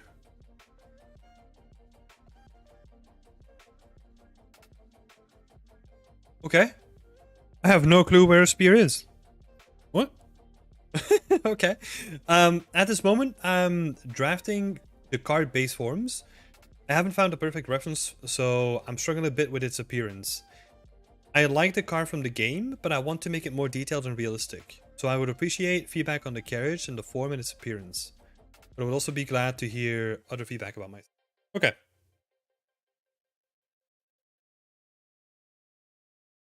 Hey Brooks, hey man. Like your videos, thank you for what you do. There are very few good channels for environment design. Oh, that's awesome. Glad to have you here, Rux. In the back on the right of the full screenshot. Oh, sorry. Did I miss it? Appears in the background on the right side. Oh! Dude! These guys! Oh my god, I barely saw them.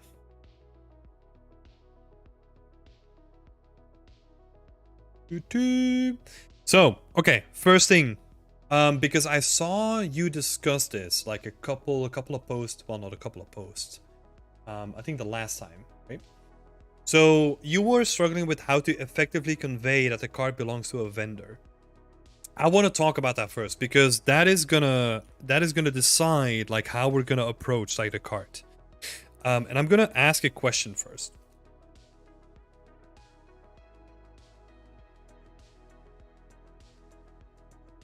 What are they selling?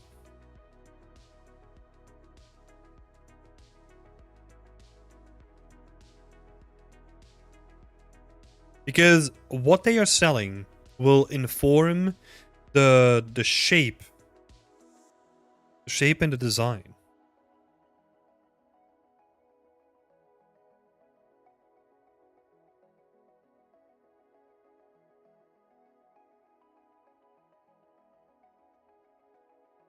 That would be the first question. And then based on that, right? Like, it doesn't necessarily matter too much what you pick, but that will be like a really good indication of what you need to add to the card and what the card is going to look like. And that's something that we can then build upon, right? So let's take an example. Let's see, what do we have here? We have 2 barrels. Okay, I'm trying to think about like...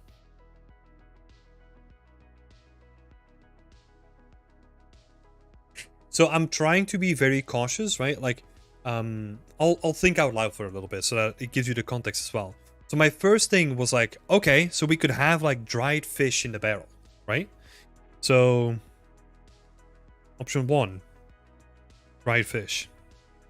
The reason why I didn't pick that is because dried fish is it's not the easiest thing to model, right? So I don't think we want to go for dried fish. Maybe let's go for some grain, right? Because we have like the bags already and we have the barrels. So maybe that's something you can work with. Because I'm also thinking about like the potential impact on the scene already, right? So I'm imagining that like, oh, this cart got derailed, something fell at the backside, like the barrel broke and like it scattered all the insides on the road as well. So I'm also thinking about like the implications of that, right? So that means that we need like a tileable texture for whatever we're gonna do. Let's say grain. But we'll also need like little individual bits if you want to scatter it on top of the street as well, right? So let's assume that it is grain for this point. So if it is grain, we would probably see like more bags, right? Or like maybe let's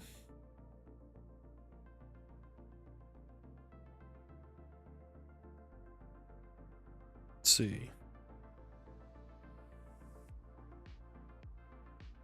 Because let me actually read here, right?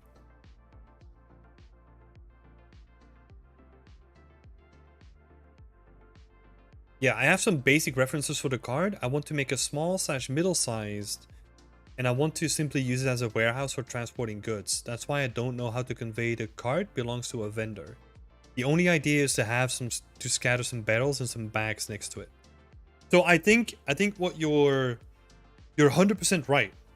Like you're confused as to what to do with like the actual card.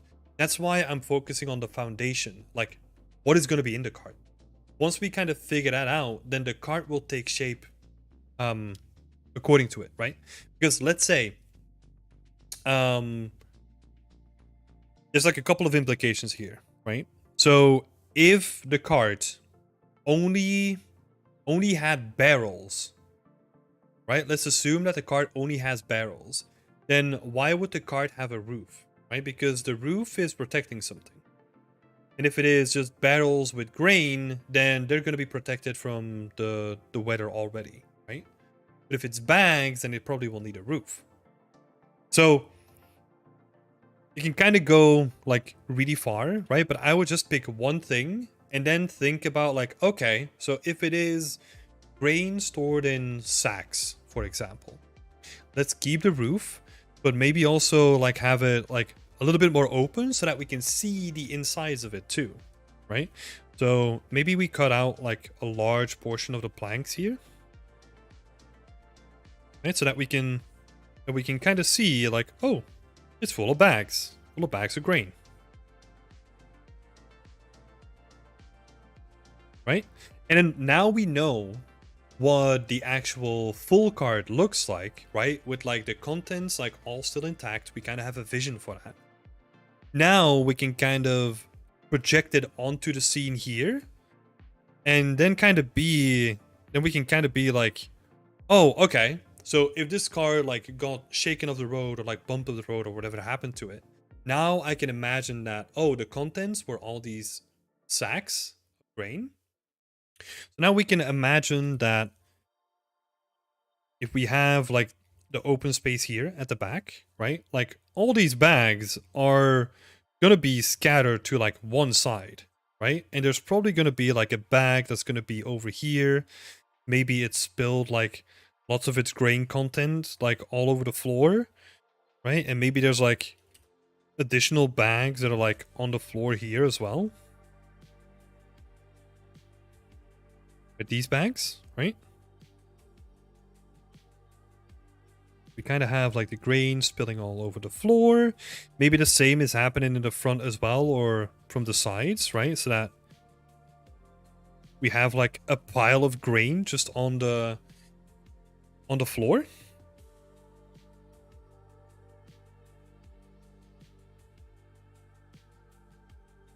And now we're trying to link all the elements in the scene, right? So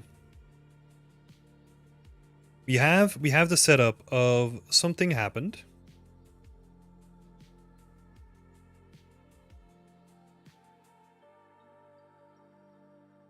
Just number one. We have the contents of the car, right?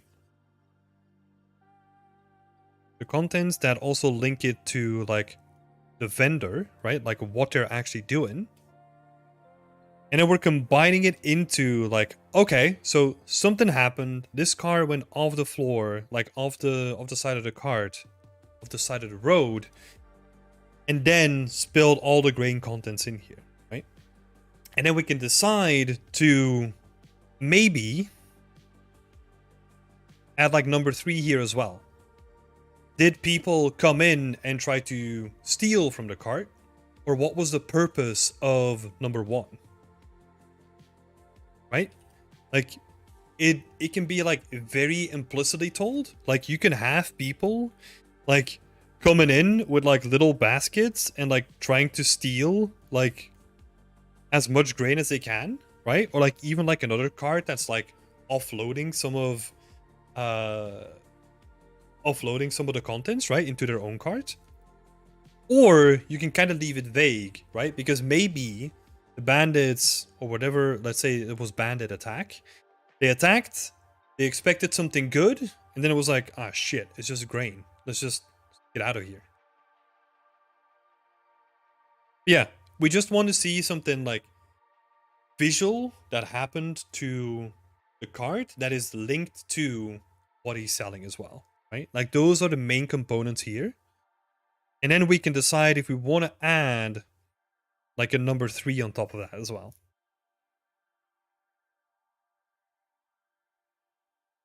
But yeah, for that, we need to know what they're selling.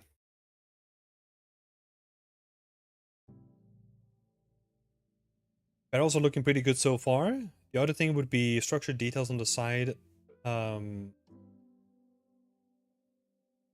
the side of the cart, like something worth pulling from references you've got once you figure out the story. Oh, yeah. Little holders for things on the side, bracers. Yeah. It kind of depends on how detailed you want to go, right? Like you could have like a very simple card, or you could have like a really fancy, like fantasy card. But the contents are going to be the most important.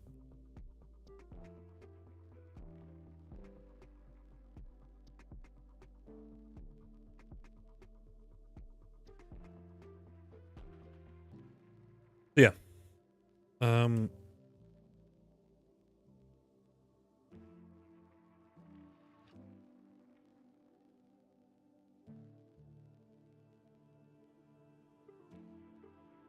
I think the most important thing here is linking why this has happened to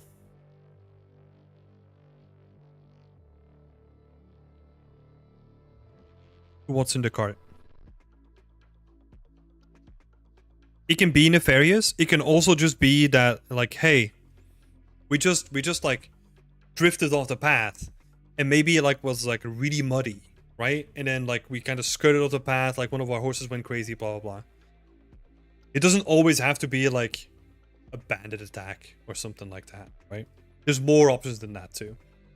It could also be like really interesting to just tell the story of like, shit, I derailed the cart and now I need help from someone else with like another cart to like offload stuff, right? Like it's a pretty mundane story, but I feel like sometimes we gravitate a bit too much to like, oh, it's an attack or it's this.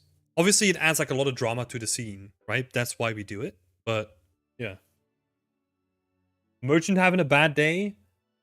Yeah. I mean, I'll contradict myself here, right? Like with the bandit attack, also the reason why we do it is because most of the time it's also easier to convey. Because you bring up a good point, right? Like how do you convey that like the merchant has a bad day? It is very difficult to convey that, right? Unless we're doing it like I was saying with like muddy tracks, and maybe it's the raining, right? And you could kind of see it like, oh, the weather has an effect on what happened here. But like the merchant having a bad day is like very difficult, especially without a character to convey. Unless we see like a broken wheel or something, right?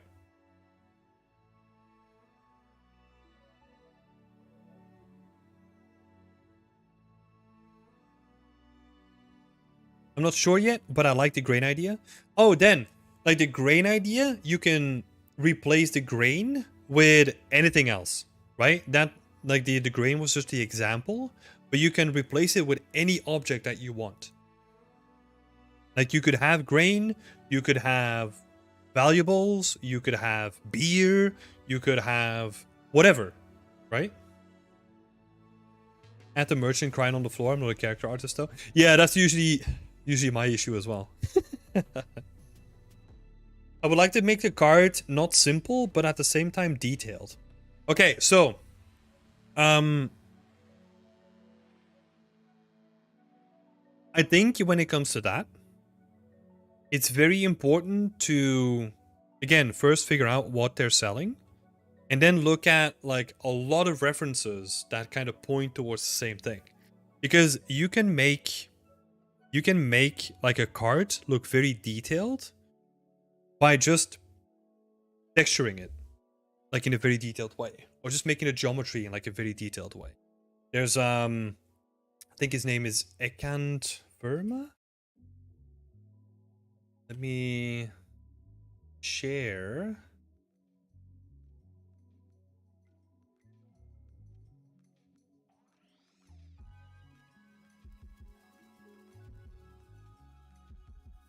Yeah, let me bring this up. So these are really interesting looking cards, right? Like lots of really interesting texture happening there too. So you could make like a relatively simple card look like very intricate and very unique by just adding all those details in like the texturing later on. Because yeah, like these looks great. These look awesome.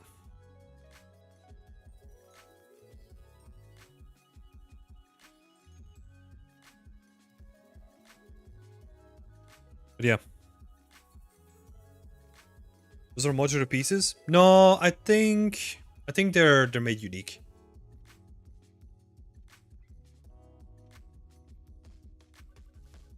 You could make something like this in modular pieces, but yeah, so a lot of story stuff here, right? I would honestly just think about like yeah. So oh wait, you said something, right? Like after the history, a battle between two armies and the settler became an accidental victim. Okay, so okay, interesting. So let's do a little recap, right?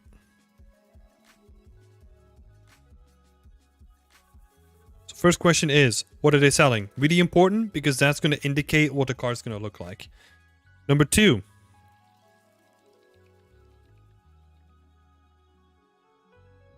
What happened? In concrete terms, right? Because if you have two armies and the seller became an accidental victim, how are you going to portray that? It's very difficult to do that if you really start thinking about it. Right? Because you need some sort of like either it would be like pretty complex to execute, right? Or we would have to add like yeah, like the main thing that I'm thinking about is like you can see that it's a battlefield. You can see that it's a battlefield, so that you get the idea that this was like a risky decision from the guy moving his card through the battlefield, right? That's a lot of work on the environment side. You still do that though. And how are you going to convey that it's a battlefield, right? So a couple of interesting questions there. And then just focusing on like what happened to the seller itself, right? How do you convey someone that someone became like an accidental victim? Very hard to do that. Because you're gonna try to convey something that is, and I'm not saying that you shouldn't do it, right? Don't get me wrong. I think you could pull it off. It's going to be tricky, but I think you could pull it off because you're going to be going, you're going to try to build something that's really subtle, and you're hoping that people are going to pick it up if they follow the right clues. But your clues have to be like so precise for them to get there. So I think if you really wanted to go like over the top, you have to make it look like if there was a battlefield that happened between two armies, I want to see the battlefield. Right? Because that is like the main giveaway of the scene.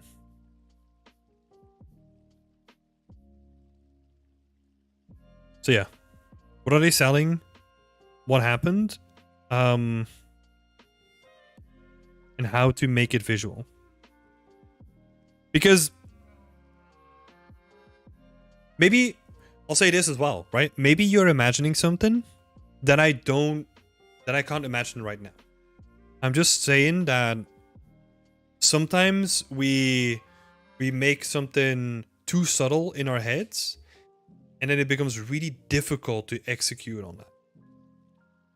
I'm curious to see what you're gonna do with it, right? Curious to see what you're gonna do with it. Because you could also have like slashes in the bags like of grain, right? If we're still going with grain. You could have slashes in the bags, you could have like axes, or like something happened to the cart where you can see that like someone attacked it, right? Yeah. Yeah, no, Dennis. I'm curious to see what you're gonna do with it. It's just really think about like how to make it visual. That's basically what it comes down to, right? You need to be able to portray it in a visual manner because that's what we're trying to do. Man, you made a good point. Most of the pieces are flashy like an attack in a battle because it's way more easy to convey. Will challenge myself to portray something more mundane. Yeah, it has its place, right? If you're just starting out, I mean, it's really tricky to get into storytelling and really make it like accurate to what you have in mind, right? It takes like a couple of tries to even get like the flashy stuff going on. But after a while, I find it more interesting that not everything has to be around like violence, right? Like, I mean, the last scene that I was making um, was mostly about like a guy going from his farm to the market, right? And you could kind of follow like his steps, and that was it. Yeah, and I could tell like a little story as well. Okay, last one here. Sheila. Let's have a look at Sheila. Last but not least. Close to wrapping up the project, looking for the last bits of feedback. And then we got some good feedback from other people as well. Oh, then, thanks for the feedback. I appreciate it. No worries. Happy to help. I hope it wasn't too discombobulated or like too disconnected from each other. I hope it helped. Okay. So let's have a look at something immediately that can stand out, right? So Iowana said adding some fog arts in there to add some mistiness. That could definitely be nice.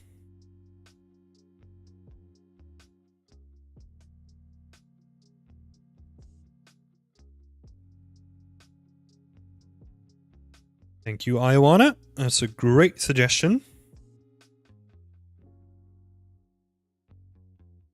Yeah, just adding like a little bit more separation, right? And like maybe doing the same for like these little sections here.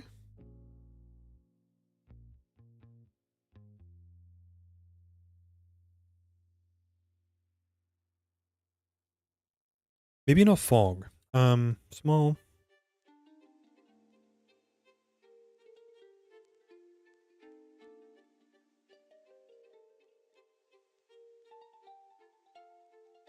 Small splashes at the waterfalls. Yeah,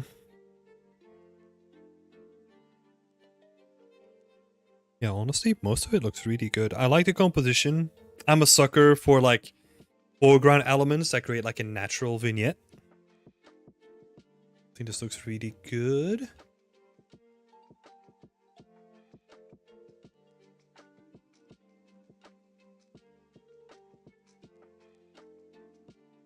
Just having a look at like the comparison between like the concept.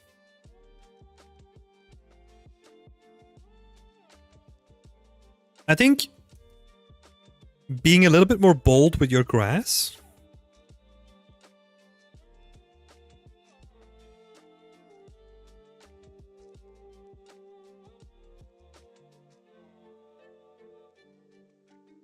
And especially comparing that to the concept, right? Like the grass feels like it's a little bit taller, it's a little bit wilder. Whereas like the grass that you have kind of feels like relatively tame. Right? It feels like very kept grass. I want to see like a little bit more wildiness going on with that. Especially here, right? Like you can...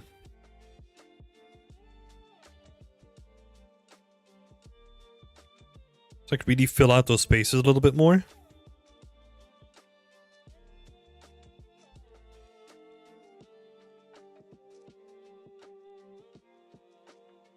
I know, like with a simple brush pen, you can get like way more interesting result. But I think it could definitely be worth it.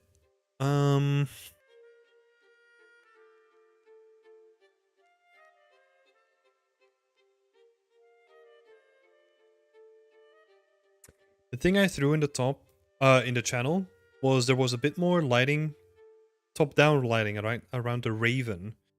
Yeah. Like, I think you're right. I also have my brightness, like, turned down, like, a little bit on my tablet as well, so I'm not doing myself justice here. But I think you can definitely try to push. Actually, let's try that. Ooh.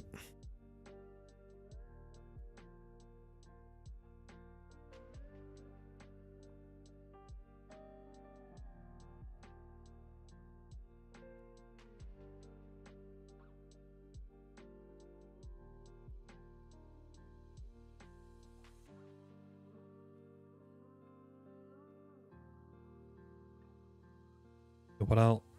This is kind of cheating, right? But you could... Well, not cheating. It's not. It's not called a cheating. But what I sometimes like to do is... Let's see. Let's turn down the percentage.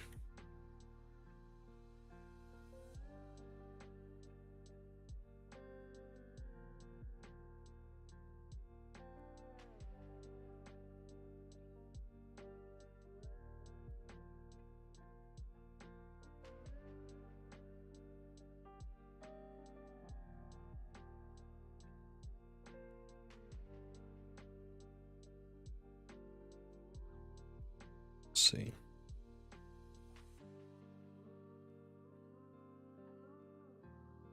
Oh, my hardness on. It's on 100%. Don't want to do that.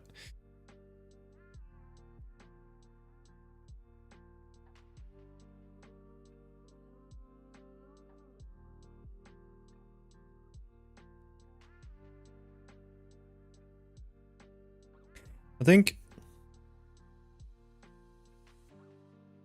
trying to be like really specific, right? Like you can, with a little bit of post-processing, you can really get like a lot of stuff done. But just like focusing the light a little bit more.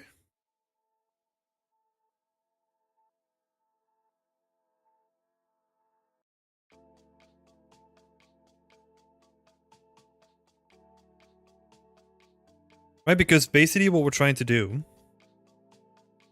is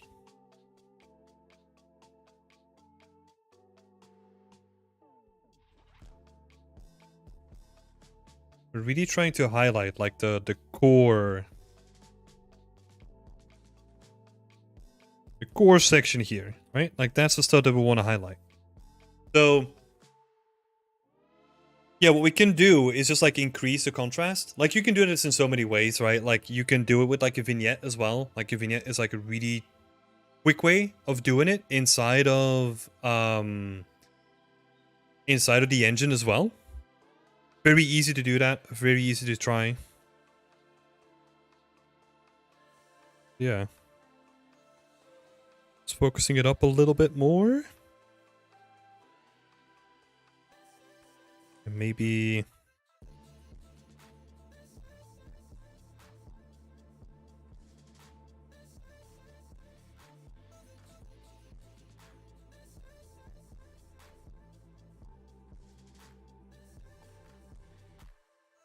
the same thing with the saturation as well. You can see that a lot of what I'm doing is just trying to see what looks good, right? Just trying to push it. And if I push it too much, I can always dial it back.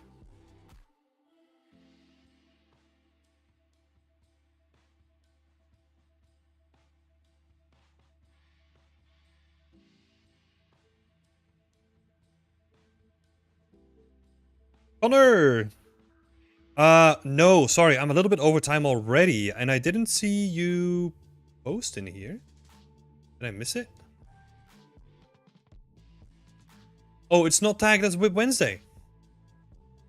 Because normally I try to keep it to like 2 hours. Oh, sorry, Connor. I think I didn't mention that last time, right? Like usually between weeks, like you have to update your post. Sorry about that. Hey, Evie! From the couch. That's awesome. Thank you so much for your feedback and tips. I'm going to finalize everything tomorrow, hopefully. Cheers. No worries. Best of luck. So yeah, I think here, like just pushing like the saturation, pushing the lightness. Gotta be careful for some clipping that we're getting really close to here, but can definitely help a lot, right? Because you have a beautiful vignette already with like the foreground elements. And I think what can also help, and that's why I have this guy over here, right? Is just seeing it as like a little thumbnail. I'm also looking at it on my second screen, and yeah, it really brings out like the contrast. Oh, is there a way to be more selective like Photoshop directly in Unreal? So, what you could try. I don't know how good this works with very specific things like I'm doing now, right? But there is a way of it's called a LUT, like a color lookup table. And what you do is you have like a little strip that you just have in Photoshop.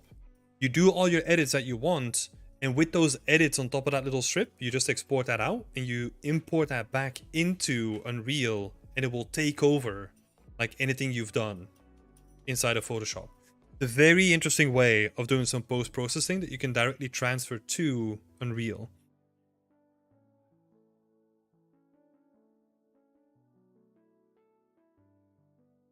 Area lights can also, that's a really good suggestion as well. You can play around with those. I will see if I can send a link to you, Sheila.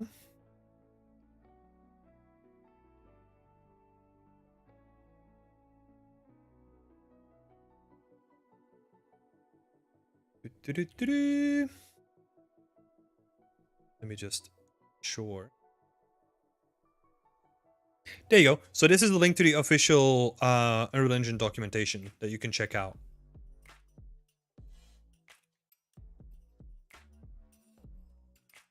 Oh, I used it already? Okay, sorry, I misread that. But yeah, that's like a way where you can get like really specific, right? Connor was also saying like maybe darken the background between the trees.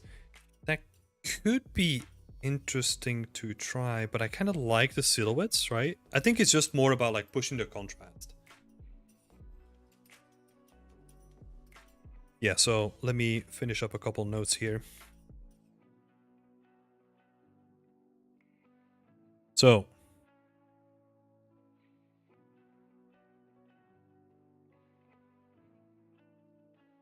push the contrast, saturation, and vignette. I mean, these two are gonna basically cause this to happen automatically, so. But I would still say to play around with the vignette inside of Unreal. It might give you like a really good result by increasing it. Yeah.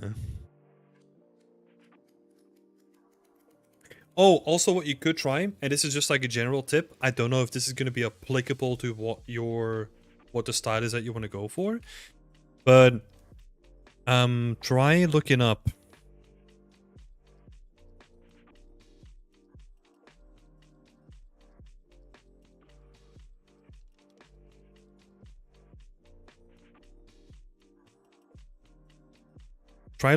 like enable SSAO in Unreal Engine 5. It will be very specific to the engine that you're using, but this will basically re-enable like screen space ambient occlusion, which is something that basically got disabled and got replaced by lumen ambient occlusion, right? But you can use the two in combination so you can get like deeper shadowing and like a little bit more contrast. Again, I don't know if this is going to be like applicable to you because you're going for something like that's really soft, right? So maybe you don't need it, but it could be interesting for other people to check out too. Yeah. Honestly, it doesn't need much, right? Like just a little bit of post-processing and I think you're good, Sheila. This is awesome, by the way. Nice progress. I always love following your stuff, you know, like very nice, very direct, like very up your alley at this point. So awesome to see this. Great stuff.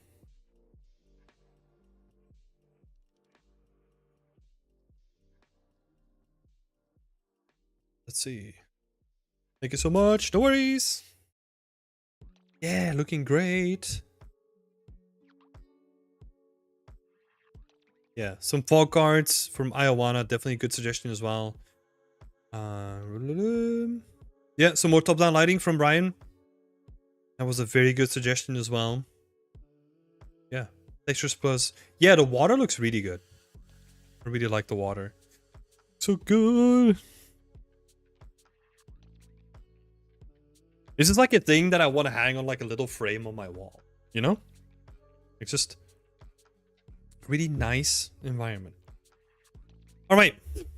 Thank you so much for sharing your work. As always, Sheila, it's always a pleasure to look at it. I'm looking forward to the post. And yeah, I'm gonna cut it off here. Thank you so much all for being here. Thank you so much all for the nice conversation that we had today. Like, you were active, and it's always awesome to see that. If you're not a part of the community yet, go check it out, beyondthesynth.com. It's in the description below. And oh yeah, last thing, I won't be here next week.